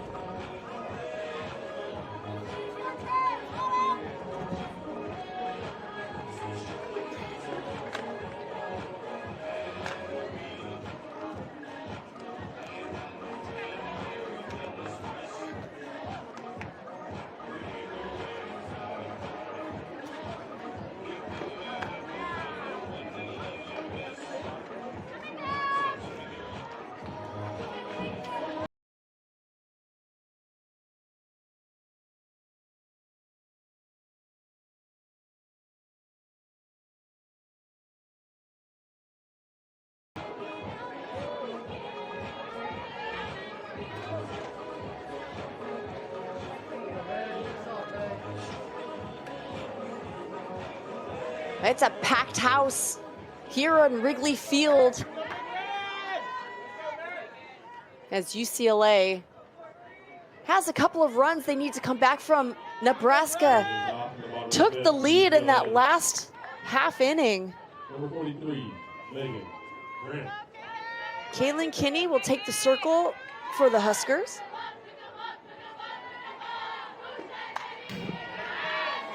And she'll face Megan Grant.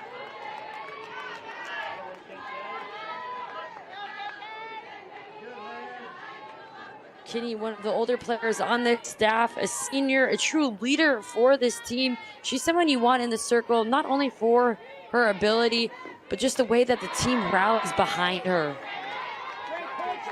She's someone who's constantly there for one another.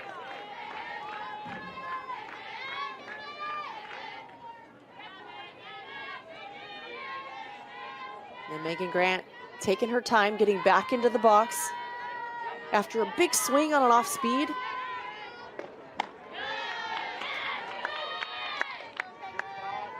And a little more information on that perfect game. Carlin Pickens had her career best 12 strikeouts. This was her second perfect game since last March on 3/4/23. That was versus Appalachian State.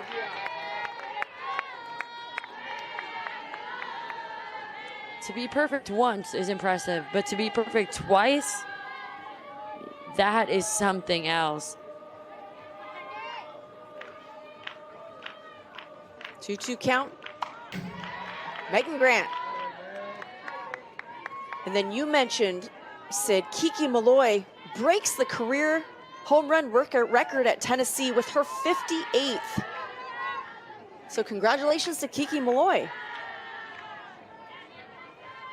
You know, what a moment for the program to be able to celebrate two big-time moments in their team's careers. And I learned that she broke the record because I got a text from her mom, Claudine, with the video telling me that it happened. And so I know it was a special moment for the Malloy family. Both Claudine and Laura Malloy, who were All-Americans and athletes in their own right at Washington, to be able to celebrate their moment with her daughter. You with the inside scoop.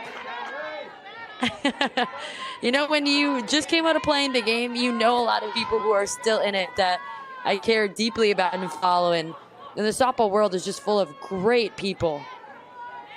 It's really well connected. I agree.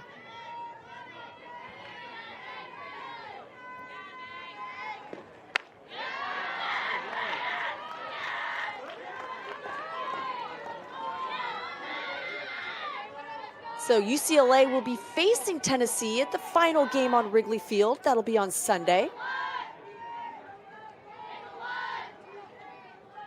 That'll be 2 p.m. Pacific time, 5 p.m. Eastern.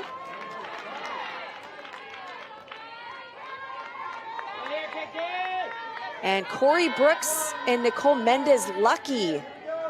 You're gonna have that call. That'll be a great game. That will be. I'll be tuning into that one.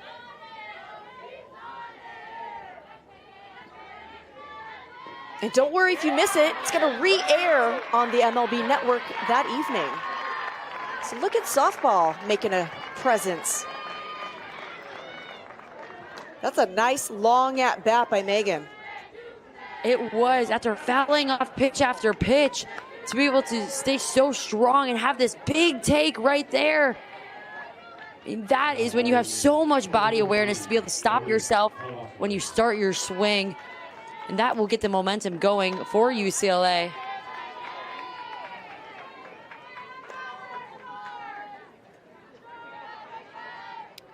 And Charlize Palacios has been so solid behind the plate and great on offense as well, with a walk in this game and then a base hit up the middle.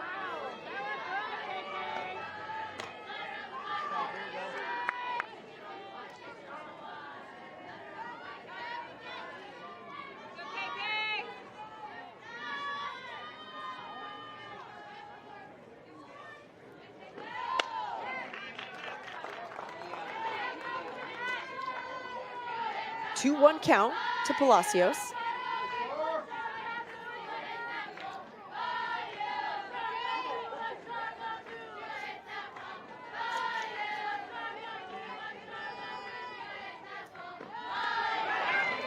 And ball gets away. Megan Grant over to second. That is the first ball that has gone away from Breadwell this game. She has been working behind the plate. That one takes a hop, a little too much for her to be able to handle. But just like that, UCLA, now with no outs, has a runner in scoring position.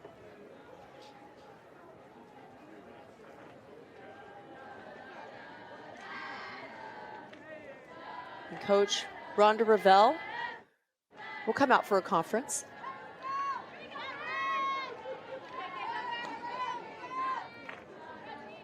That pitch seeming like it just got away a little bit. The timing was off on the release.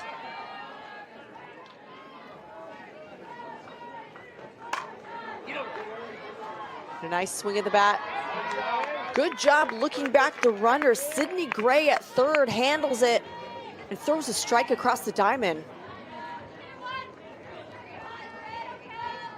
It was a great job by Gray. I don't know if that's necessarily the pitch you wanted to hit in that situation when you're up 3-1. It's just a little bit early on that rollover, and that will leave the runner dead at second, nowhere to go. That's the type of count you want to be swinging in.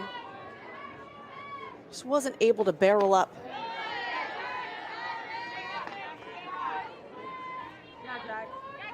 And here's Jadalyn Alchin, the transfer out of Washington, 1 for 2, 2 RBI single. That was back in the first inning. Yes. Oh. Does it again.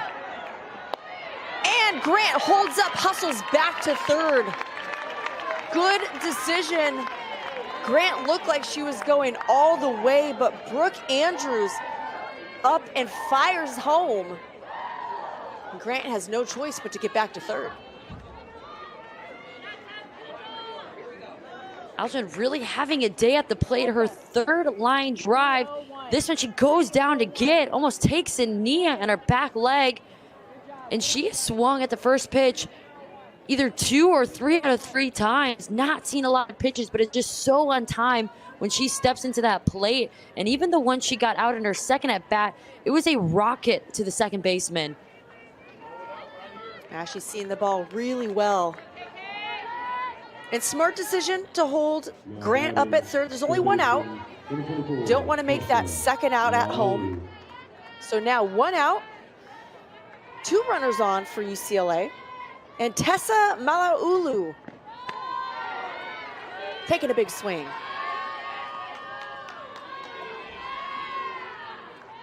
Malaulu had a terrific weekend in Clearwater, looking to carry over momentum into this tournament, but really a catalyst towards that middle part of the lineup.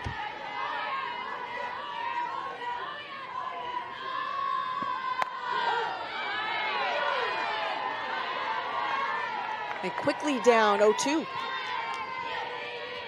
And you have Alchin on first base. I don't think it'll be long, Amanda, before you see them try to take second base on a steal here. Gonna try to make something happen. Malaulu stays back on the off speed. Reminder, please return all foul balls to the dugout. Ideally, you want to get Alchin over to second base, so you break up any sort of double play opportunity for the Huskers.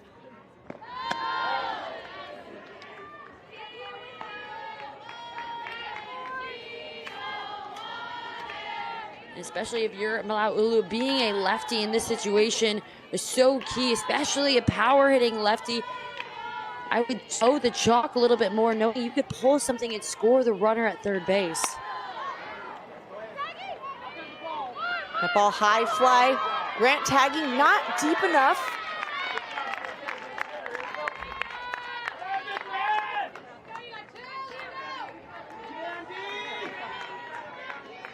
And that's a really nicely placed pitch by Kaylin Kinney.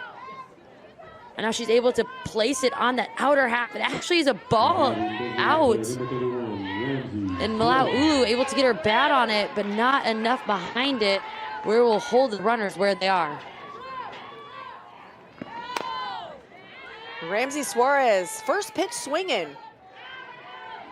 Suarez with a sacrifice fly RBI in the first inning. Grounded out in the third.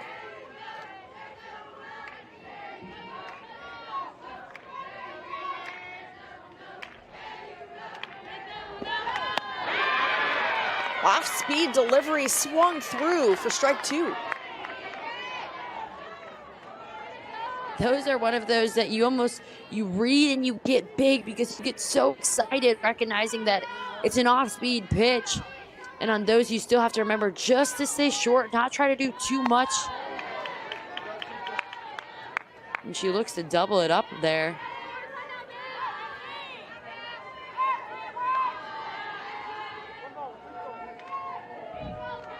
So 2 out, bottom of the 5th.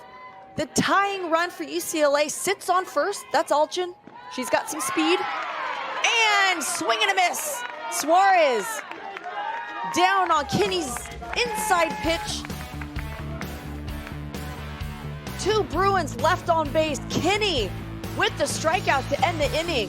The Huskers still on top by 2.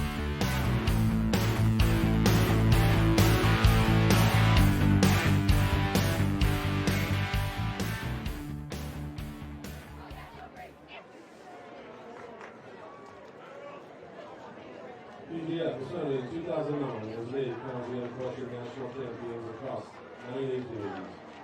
Every year, just shy of 700 teams compete across those age groups, with the 17th event held across parts of Huntington Beach, Stone Valley, and Irvine, California. Every year, girls fast pitch is where the best of the best play in amateur fast pitch softball. Since 2009, thousands of female student athletes have realized their dreams to play at the college level by performing in top-level competition in front of college recruiters. PGF produces hundreds of tournaments and showcases each year across the country. And we're back. Take a look at that score. Nebraska 6, UCLA 4. PGF was founded in 2009 and today crowns the unquestioned national champions across 9 age divisions. Premier Girls Fast Pitch is where the best of the best play in amateur fast pitch softball. Since 2009, thousands of female student athletes have realized their dreams to play on the college level by performing with top-level competition in front of college recruiters.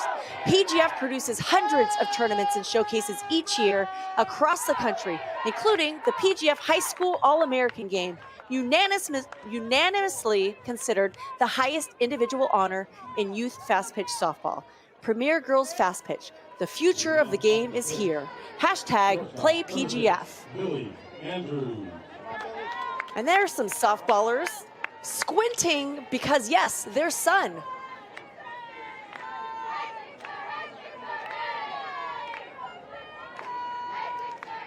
And Jada Cecil taking the mound. Palacios behind the plate. Billy Andrews leading off. Big swing, first pitch.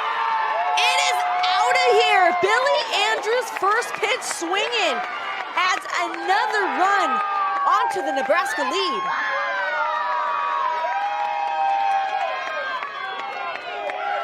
And she does it again. So much power and confidence coming up there, hacking at the first pitch, anticipating it was up in the zone, and she keeps her bat and barrel at a high level throughout that entire swing, and it was gone in a second.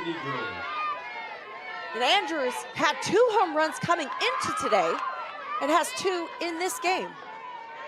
Billy Andrews having a day.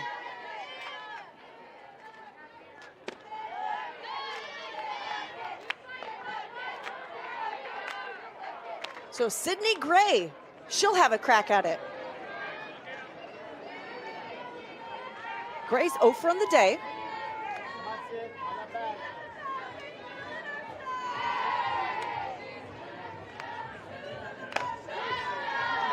And Cecil in with a strike.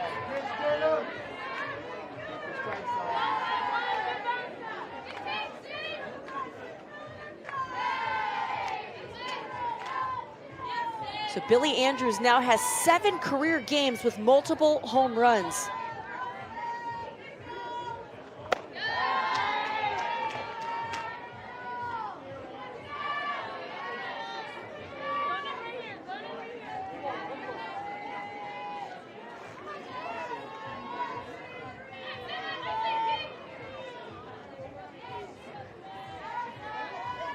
Two-one count.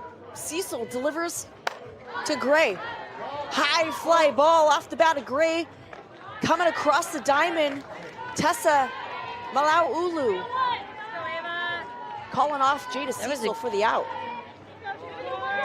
Yeah, that was a smart play by Malauulu. A great job by Cecil in responding on that high pitch, getting the pop-up. But that is one where a third baseman to be able to run across the field, it's a lot easier for them than a pitcher who just threw a pitch to have to look straight up into the sun.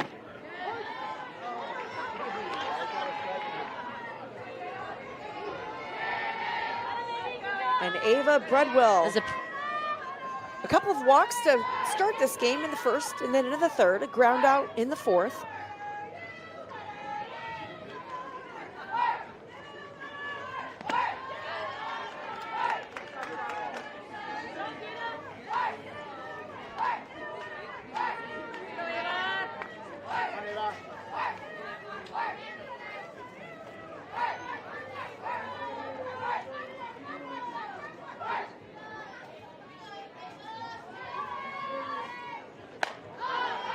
Over Breadwell, a strong swing, out of play.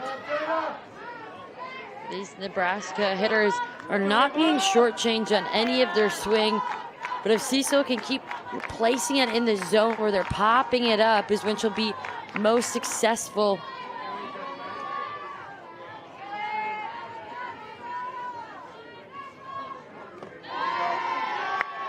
And Palacios working behind the plate.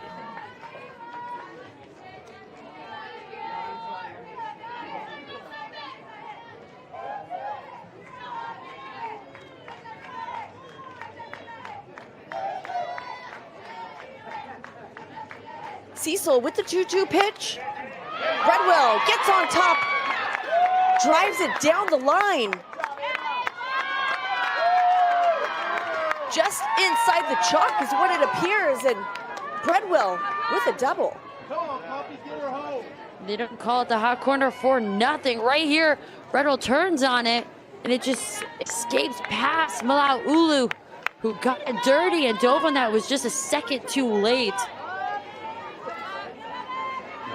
And the Huskers not satisfied with 3, trying to tack on whatever more they could put on, knowing these bats that UCLA still has for 2 more innings.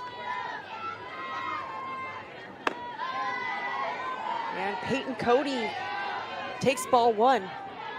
Coming into this weekend, Nebraska was leading the Big Ten with doubles nationally, or with doubles, and ranked 23rd nationally with 17. Come on, Pop.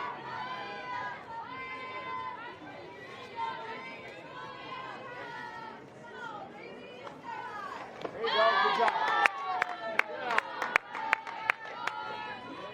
You know, this is just such an interesting year for the Bruins. Last season, they were 52-7, but they graduated their 2 aces who had over 90% of their innings. So granted, Cecil may be a junior, but this is really some of the beginning of her opportunities of being out there consistently.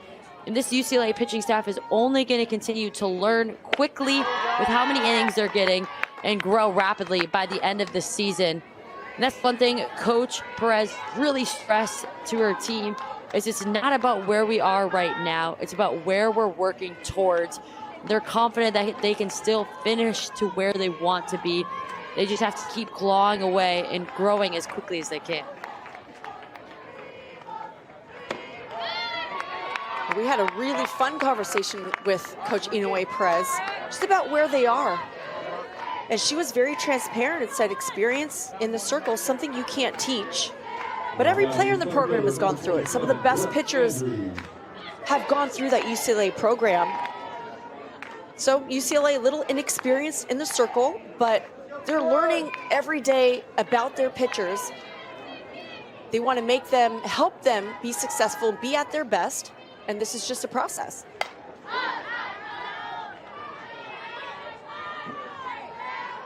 So Peyton Cody walks. Importantly, to your point that you were just saying, Amanda, I think it's so easy for a team to get frustrated. Why aren't things going the way they are? But Coach Perez says, I love coming to work because this team has so much fight. They've been getting knocked down, but they're constantly texting me, when are you coming to the field? I want to work. And especially when you have a player like Maya Brady, who's now in her senior season. And like you said, Coach Perez was so transparent in saying, yeah, Maya's frustrated, but she continues to lead with grace, looking at everyone around her saying, we are going to get through this. And that is the sign of a true leader.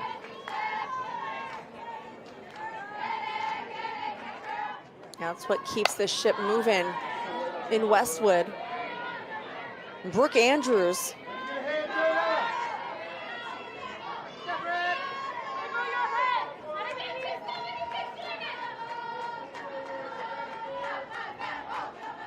Andrews, 1 ball, 2 strike. There's 1 out for the Huskers. We're in the top of the 6th inning. Couple runners on.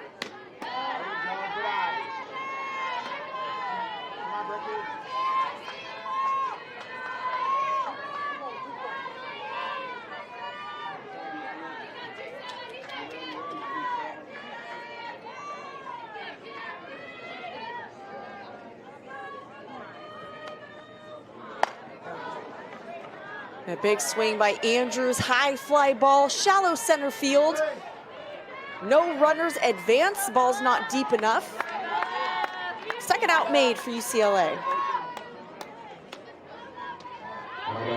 That's a good second out by Cecil there, causing another weak pop-up, one that's not allowing the runners to advance.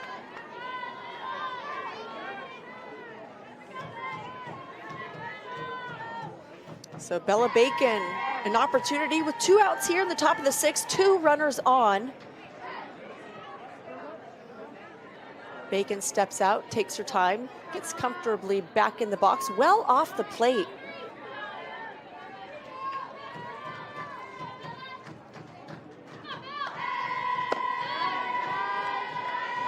You know, you mentioned that, and that was an adjustment that we saw from Nebraska in last game, is getting off the plate when they felt like they were pinched inside. And you saw Cecil on that previous pitch shake off her catcher, and then Palacio tap to the outside corner, and I think because she noticed those feet move in the box.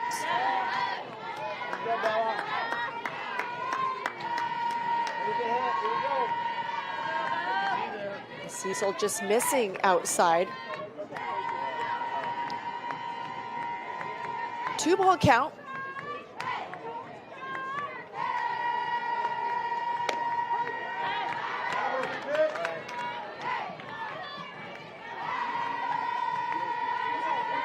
Now 3 outside pitches in a row.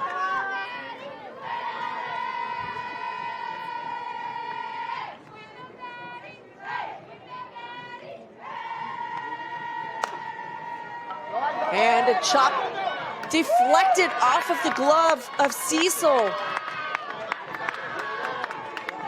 Runners advance, bases loaded for the Huskers.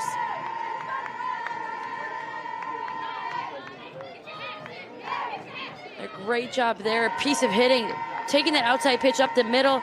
As a pitcher for Cecil, that's so hard because you want to go for those balls, and you need to, because majority of the time you're going to knock them down, but the times where you bobble or deflect, you think in your head, man, if I let that one go through, I bet you my shortstop had it. So it's a tough call. Your reactions take over. You want to go for it, but sometimes it tips off your glove. Yeah, hindsight's 20/20 in that situation. Maya Brady's so good at shortstop, probably could have made that play, but I'm a huge advocate for pitchers going for anything you can get. Be another fielder on defense. And I think more times than not, Cecil makes that play. So Caitlin Neal up with the bases loaded.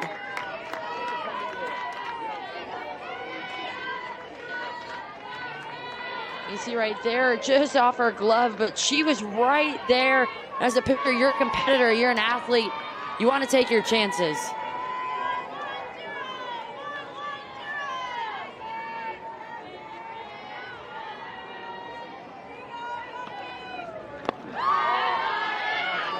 Good work by Palacios. Caitlin Neal struck out in her last at-bat, but single and an RBI back in the 3rd. She'll have a conversation with her head coach. Coach Ravel's so intentional about when she goes to the mound or really calls those players timeout. She seems to deliver the message that they always need to hear in that moment. And on the flip side, Coach Perez taking her time with her pitchers in the circle too after Coach Ravel. Right now we have a 3-run ball game, but with the way things have been swinging and comes back, no runs is ever enough for one team.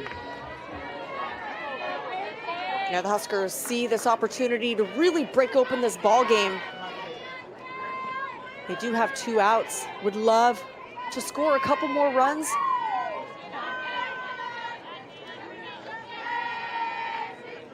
Two and 0.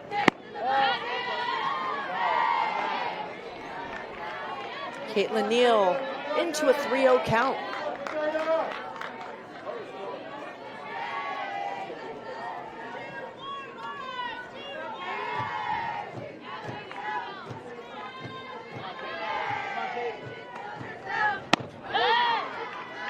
and right down the middle. Strike one. That's what you need to do in these situations with bases loaded. You just want to hammer the strike zone. Last thing you want to do is let a free pass go that's going to score another run when you're clawing back by 3 already. And in there for another strike. No place to put Caitlin Neal.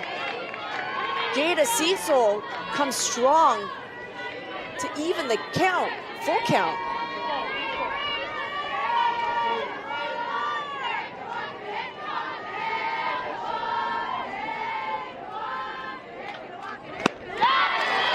And gets her swinging, strike 3. Bases were loaded, 3-0 count to Caitlin Neal, and Jada Cecil comes back, but not before Billy Andrews with her second home run of this ball game puts another run on the board for Nebraska. Nebraska leads by 3.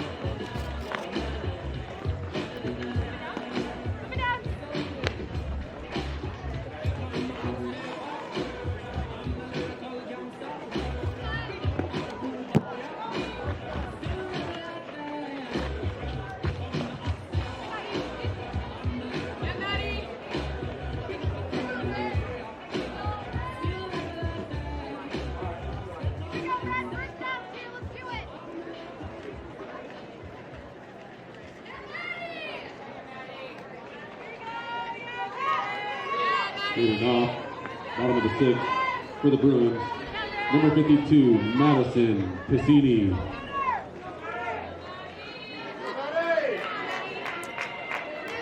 And we're back.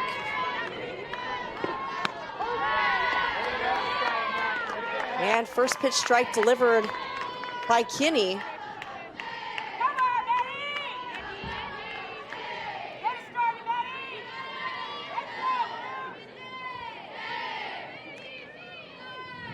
And we have a pinch hitter in for the Bruins, Madison Piscini.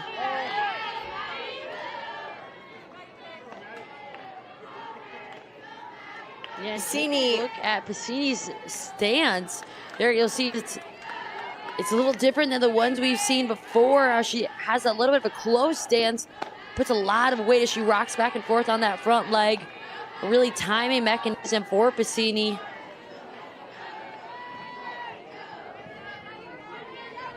Yeah, Piscini has one job for the Bruins in this 9th spot, and that's to get herself on base and turn it over to the top of the lineup. That includes Maya Brady, Savannah Pola, Jordan Woolery. Right back up the middle. Good contact, but nice fielding in the circle by Kinney. It's a great piece of hitting and a heads-up play by Kinney. Second time we've seen great reactions by the pitchers here at the Mary Nutter. And you cannot be upset at a bat like that. Coming into the game, squaring a ball up, and sometimes it just does not follow your way. And here's Maya Brady. We've been talking about Maya Brady for a handful of years now, and her athletic genes. Her uncle, Tom Brady, might sound familiar. Also, 2-time World Series champion Kevin Youkilis is an uncle.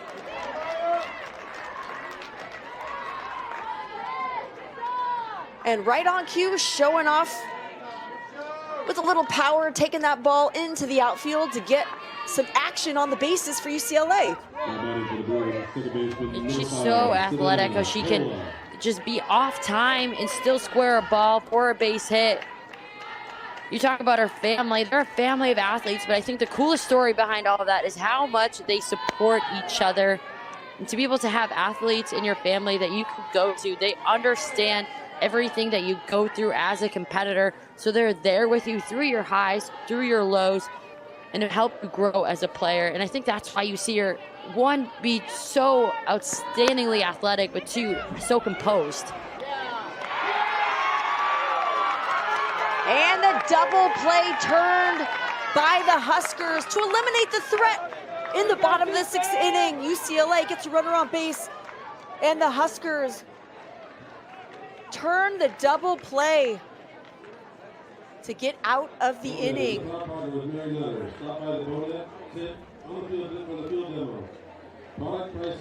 This is a big time play. See the shortstop Andrews goes up the middle, touches second herself, and knows exactly what she wants to do. A big moment for Nebraska.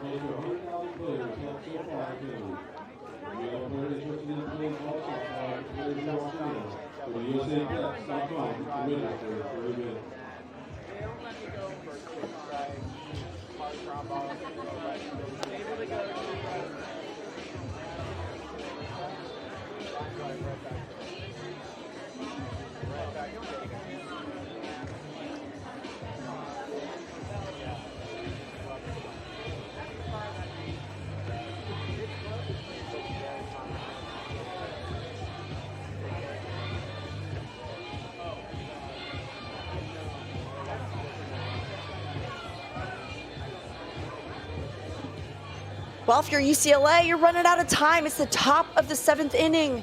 Nebraska's going to have another opportunity. Then we'll see UCLA coming back up. So leading softball brands Easton and Rawlings have all new Ghost Advanced and Matra Plus bats. And do you want to increase your bat speed, reduce tension, and take your game to the next level? The Airwave Performance Mouthpiece delivers these benefits and more. Check out the Airwave.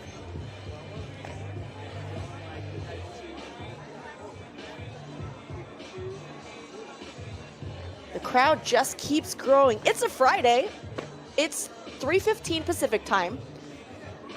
Most of these folks, I'm sure, have taken the day off or have taken an early day out of work, but the crowd will just continue to grow into tonight and to tomorrow and Sunday.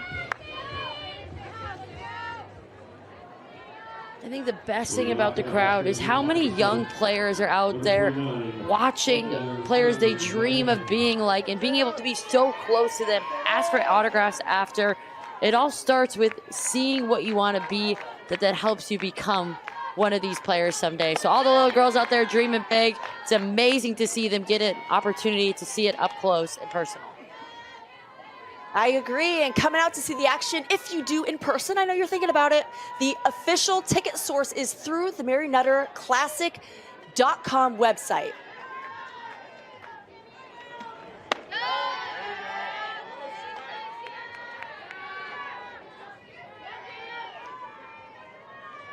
And Samantha Bland, 1 for 3, 2 RBI.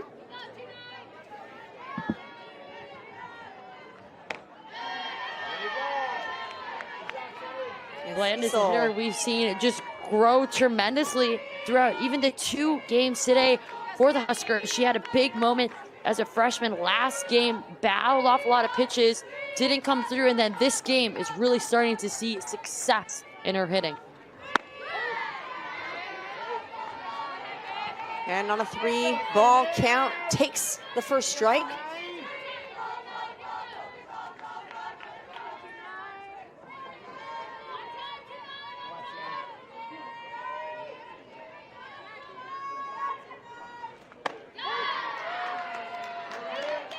It wasn't a 3-ball count.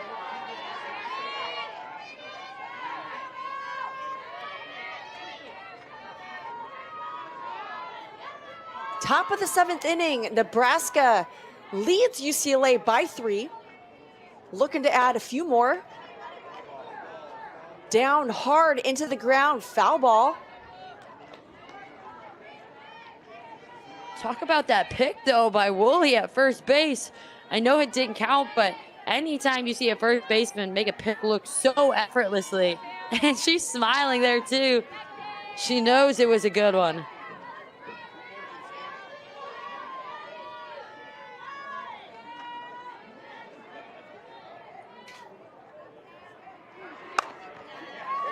Cecil in with the strike, turns down the left field line.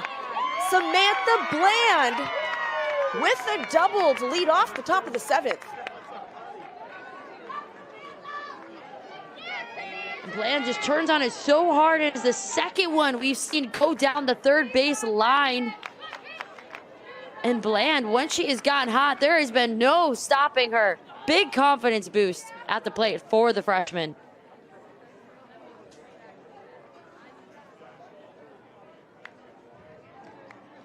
That's Bland's 3rd hit of this ball game.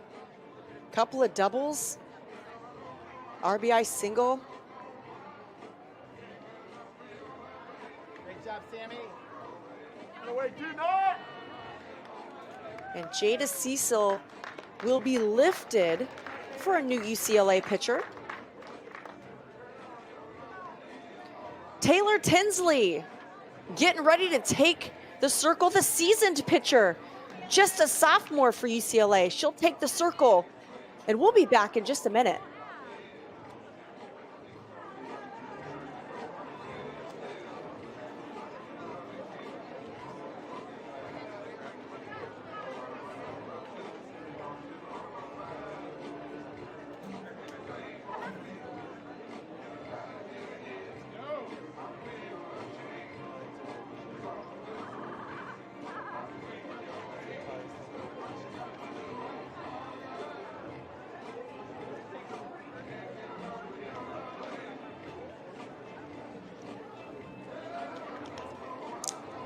So Taylor Tinsley takes the mound for the Bruins. Here in the top of the 7th inning, nobody out. Samantha Bland just hit a leadoff double. Taylor Tinsley, the sophomore veteran pitcher on this UCLA staff. 23 2/3 innings pitched. Continues to get stronger with every appearance.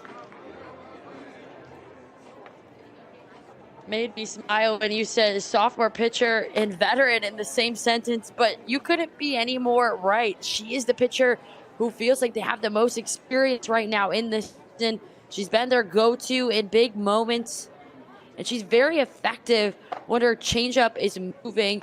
She's able to keep her rise at a good height at the top of the zone.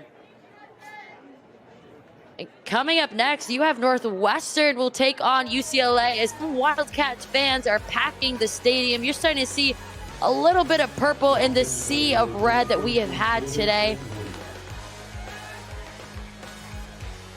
It's on. That game will be right up next. It's on. And our very own Corey Brooks and Nicole Mendez. Yes, that would be a blast. But we have 2 great ones coming on next that you want to stick around and see. Nicole Mendez and Corey Brooks, who do a fantastic job together. But don't worry, I will be watching. So Caitlin Kaneda in a 1-1 count. She's got a runner in scoring position. This is an important run for the Huskers. You have an opportunity here to put 1 more or more on the board before going into the bottom of the 7th inning.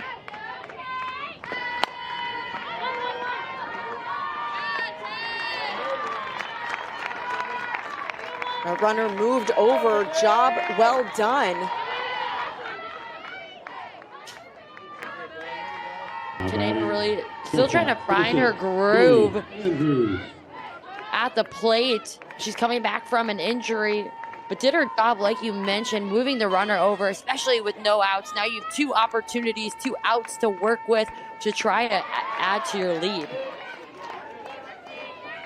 And this is a hitter you want to stay away from the heart of the plate. Andrews has already gone deep twice in this ball game.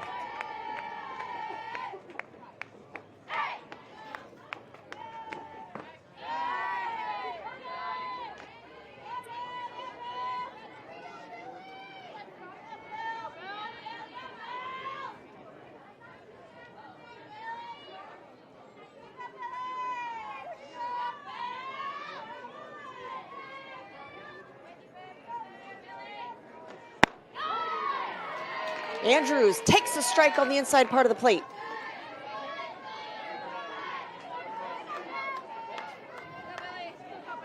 A similar pitch is the one that she hit out just her previous at bat.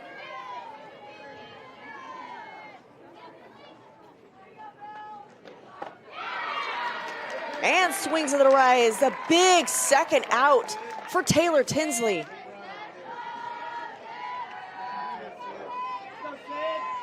Tinsley working her stuff right there, going up. She's been effective so far since stepping into this game against a hitter that you mentioned has just been so hot. And Tinsley starts with a strike. And I think that's been the difference maker is Cecil was effective at times of kind of nibbling around the zone, but so far Tinsley has just came in and attacked it, putting these Nebraska hitters down right away. And up over the top, Sydney Gray. Hard on the ground to Maya Brady. Not able to get a handle on it. And Nebraska scores another run. Good things happen when you put the ball in play. You give yourself a chance, and that's exactly what happened here. And Sydney Gray able to get on base. And Nebraska will now extend their lead to 4 in the top of the 7th. And another hard ground ball over to Maulu at third, who throws the final out over to first. And the Bruins down to their final 3 outs. They've got 4 runs to come back from. Can they do it? We'll see coming up, bottom of the 7th.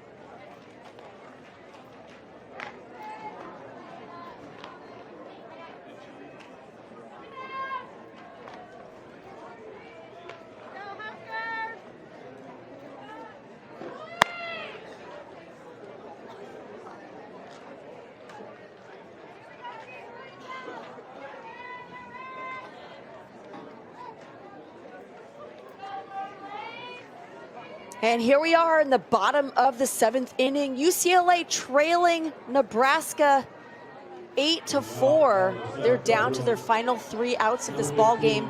Bonet is a proud partner with Mary Nutter. Check out Bonet products and design your new setup. And USA Press is the largest college camp and tournament company in the country with close to 100,000 players helped so far and counting. If you have a player interested in playing college softball, like the players you're watching now, go to usapreps.com and register for an event. And here is Jordan Woolery. UCLA needs base runners. They don't need the long ball, they need base runners. And to pass the stick.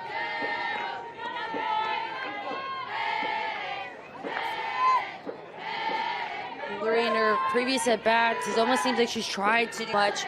She swung for pitches that were out of the zone. An off-speed and one off the plate. But if she's able to really attack the pitches that she wants, she can do damage here and bring a little bit of life to these Bruins, who still have 3 outs and plenty of time to make this a ball game. And a big swing by Woolery, high fly ball. First out made at first base by Bella Bacon.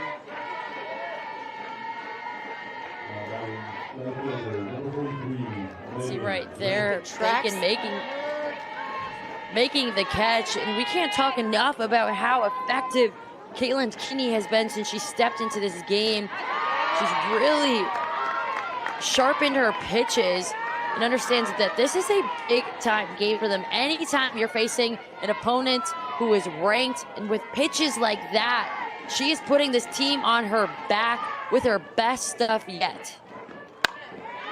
Now the confidence to throw that changeup first pitch for a strike. And it'll be interesting, Sydney, to see how rankings shift after this tournament.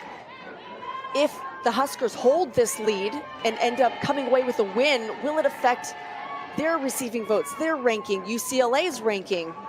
I know it's not all about that. We've talked about that, but it'll be interesting to see how things shift and move after this weekend. It will be, and every game is going to be taken into so much consideration. But like this Nebraska and UCLA team, they still have so many more games this weekend. So it's really going to be looked at, the compiling of how many ranked wins you can walk away with.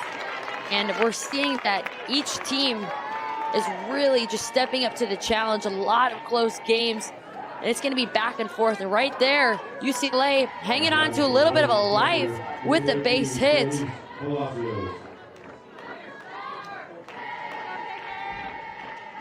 KK.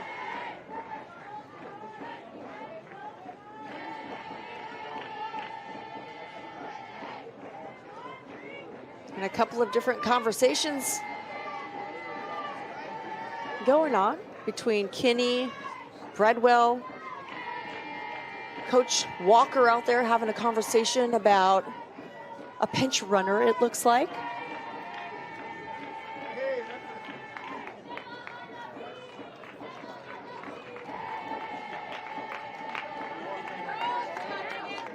Palacios getting ready to step up.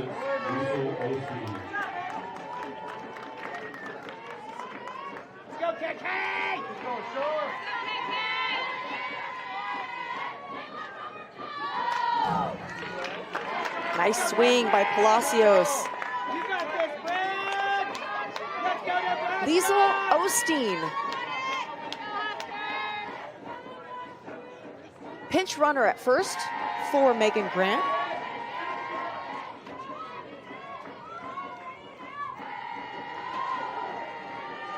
Palacios dodges the inside pitch. And you know, Amanda, we saw a few crazy comebacks last game. It really started with just passing the bat. And that is exactly what UCLA is looking to do here. Over-anxious Palacios swinging at a ball down in the zone, but I'm telling you, that ball had some bite on it. Didn't look in the zone, but it went down hard.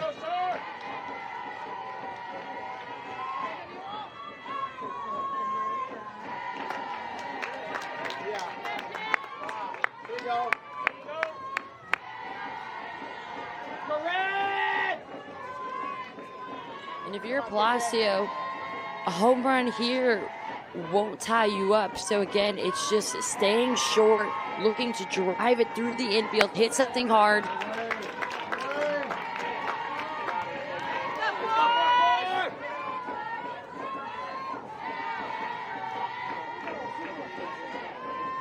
The Kinney in the circle,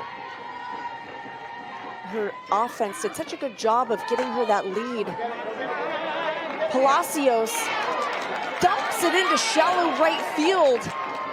Osteen all the way around to third. Ball gets by, but she will stay on third. Palacios over to second base.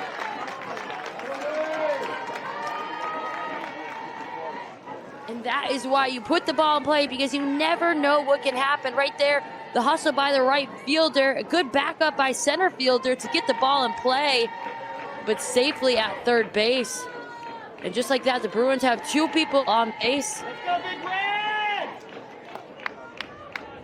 Nebraska will take a team timeout, just really trying to gather each other together, remind themselves that they have one out, a 4-run lead, nothing to panic about, but you want to start really importantizing these outs. You don't care about the runner on third base or second base, but if you can just get your second out, the game will start to come back to you.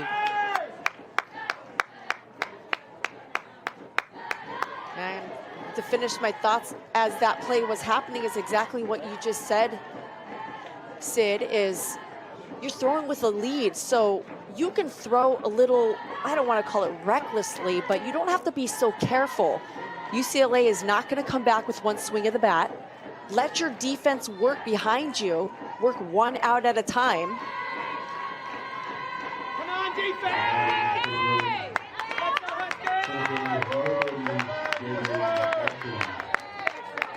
Let's go!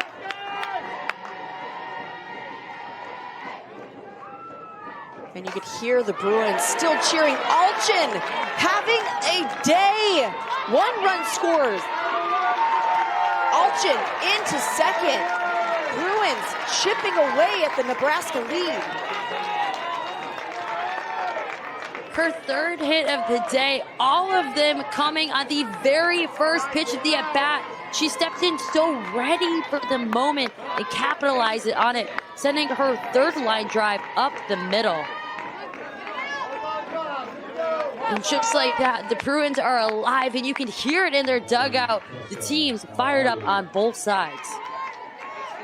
Good heads-up base running to watch that ball get through the cut and take second. Now, the tying run for the Bruins is at the plate in Tessa Malauulu.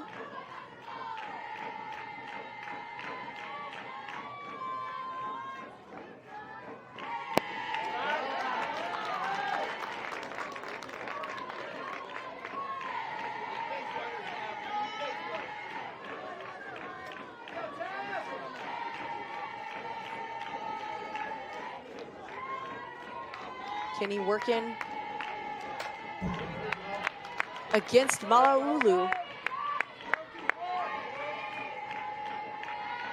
2 Bruins in scoring position, bottom of the 7th inning, 1 out.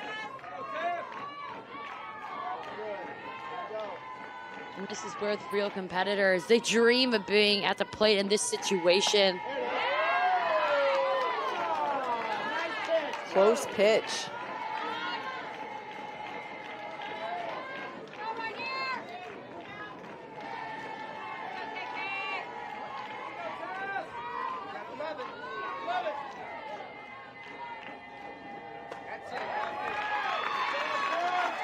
Malauulu happy with the walk. That loads the bases for the Bruins.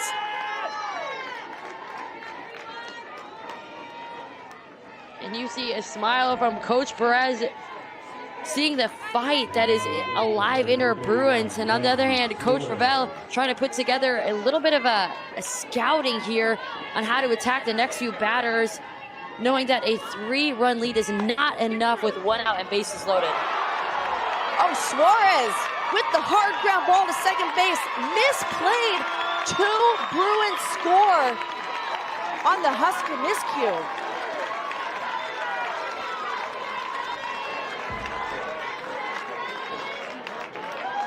Great pitch, got up on her hands, and it looked like it was going to be routine. But Kaneda at second base, it just goes through the legs of her. At that point, the runners are already in motion, and 2 will score before the ball even is at home plate. And the Bruins are now only trailing by 1 and coming out to their heart of their lineup pretty soon here. Yeah, Kaneda going for that double play. That double play would have ended this ball game. Go 2 and then get Suarez over at 1. Just lifted a little too early.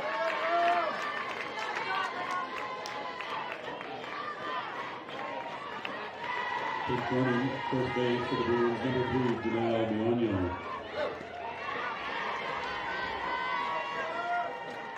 And a pinch runner for the Bruins, Janelle Meonio.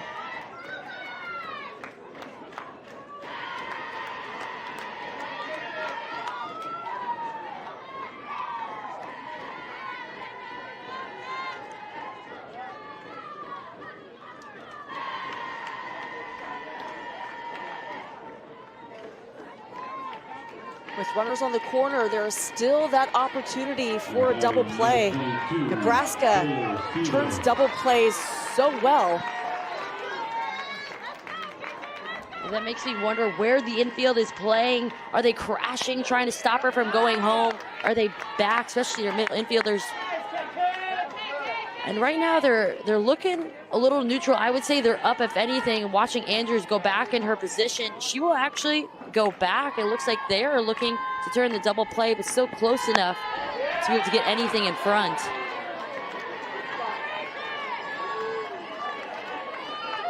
So a 1-1 count to Taylor Stevens.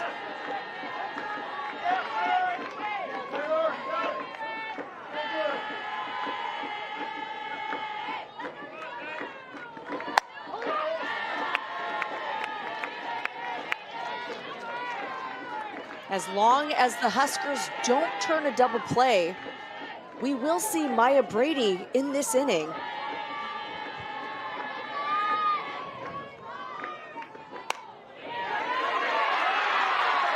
And that ball's through the infield. UCLA scores another run. One See how swing at fired that. up Lisa Fernandez. Right there, great piece of hitting. Sends the ball to the 3-4 hole. And even though the right fielder was in it tight, she was playing deep enough where she was worried about that runner who's now on second base, understanding that is the go-ahead run. And now you have the hitter that everyone tends to fear is Maya Brady, especially when she hit a home run earlier on in this game.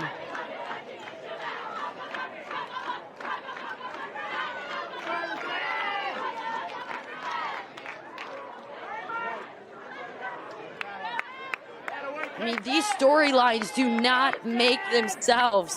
This is why you play the game, to be down 4 runs, to only have 3 outs, but still believe in yourself and bet on your teammates. And they have done all of this with 1. You'll see a pitching change for Nebraska.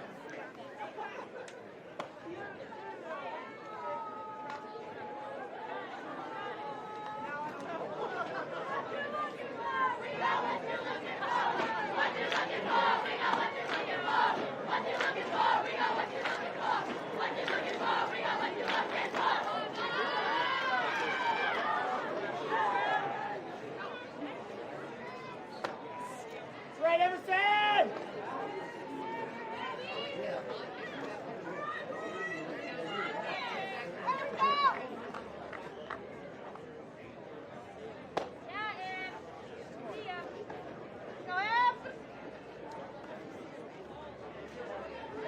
Bottom of the 7th inning, coming back to tie this ball game. That forces the pitching change in the circle for the Huskers. We'll see Cope, Emerson Cope, coming into this ball game to face Maya Brady. Maya having a day at the plate, having a career really. Led this game off with a home run.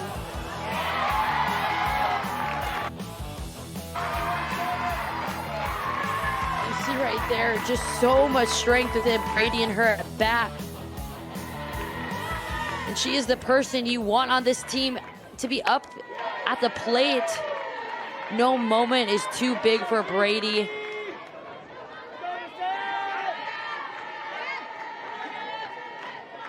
And if you're Emerson Cope, your focus is just on feeding the defense right now. How can you get Brady to be off balance, pop it up?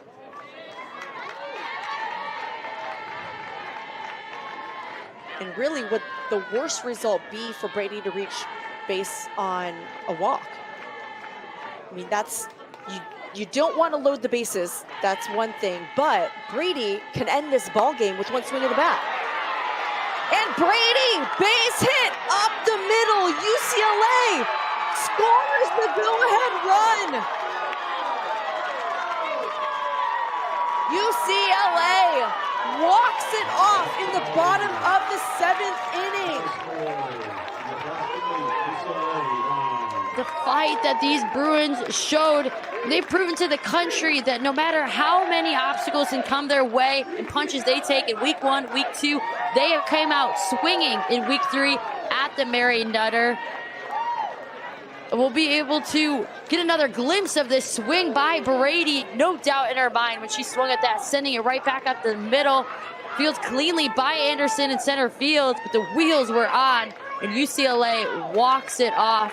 So many exciting matchups here at Mary Nutter, and just when it was getting good, Amanda, unfortunately, you have other commitments, so we have to say goodbye to you, but a big thank you for calling games on Flo for the Mary Nutter. It's been a blast working alongside you these past 4 games, and I'm excited for many more in the future. Oh, Sydney, thank you so much. This has been such an amazing experience. And because of the competition and because of you, and it's been so much fun to watch this game and to watch UCLA come from behind. They needed 4, they got 5. And that'll do it for this ball game. This was game 2 on Wrigley. There are so many more coming. For Sydney Stupley and our entire Flo Sports production team, I'm Amanda Freed. This has been a presentation of the Mary Nutter Collegiate Classic and Flo Sports from Cathedral City, California. For more softball, tune in to Flo Sports for games across all Big League Dreams fields, including Yankee, Fenway, Des Moines, and Pawtucket. The final score in this crazy, wild game 2 on Wrigley on day 2 of the Mary Nutter. UCLA comes from behind, taking the Huskers by a score of 9-8. It's been a blast. Have fun the rest of this tournament, Sid. We'll see you soon. See you next game.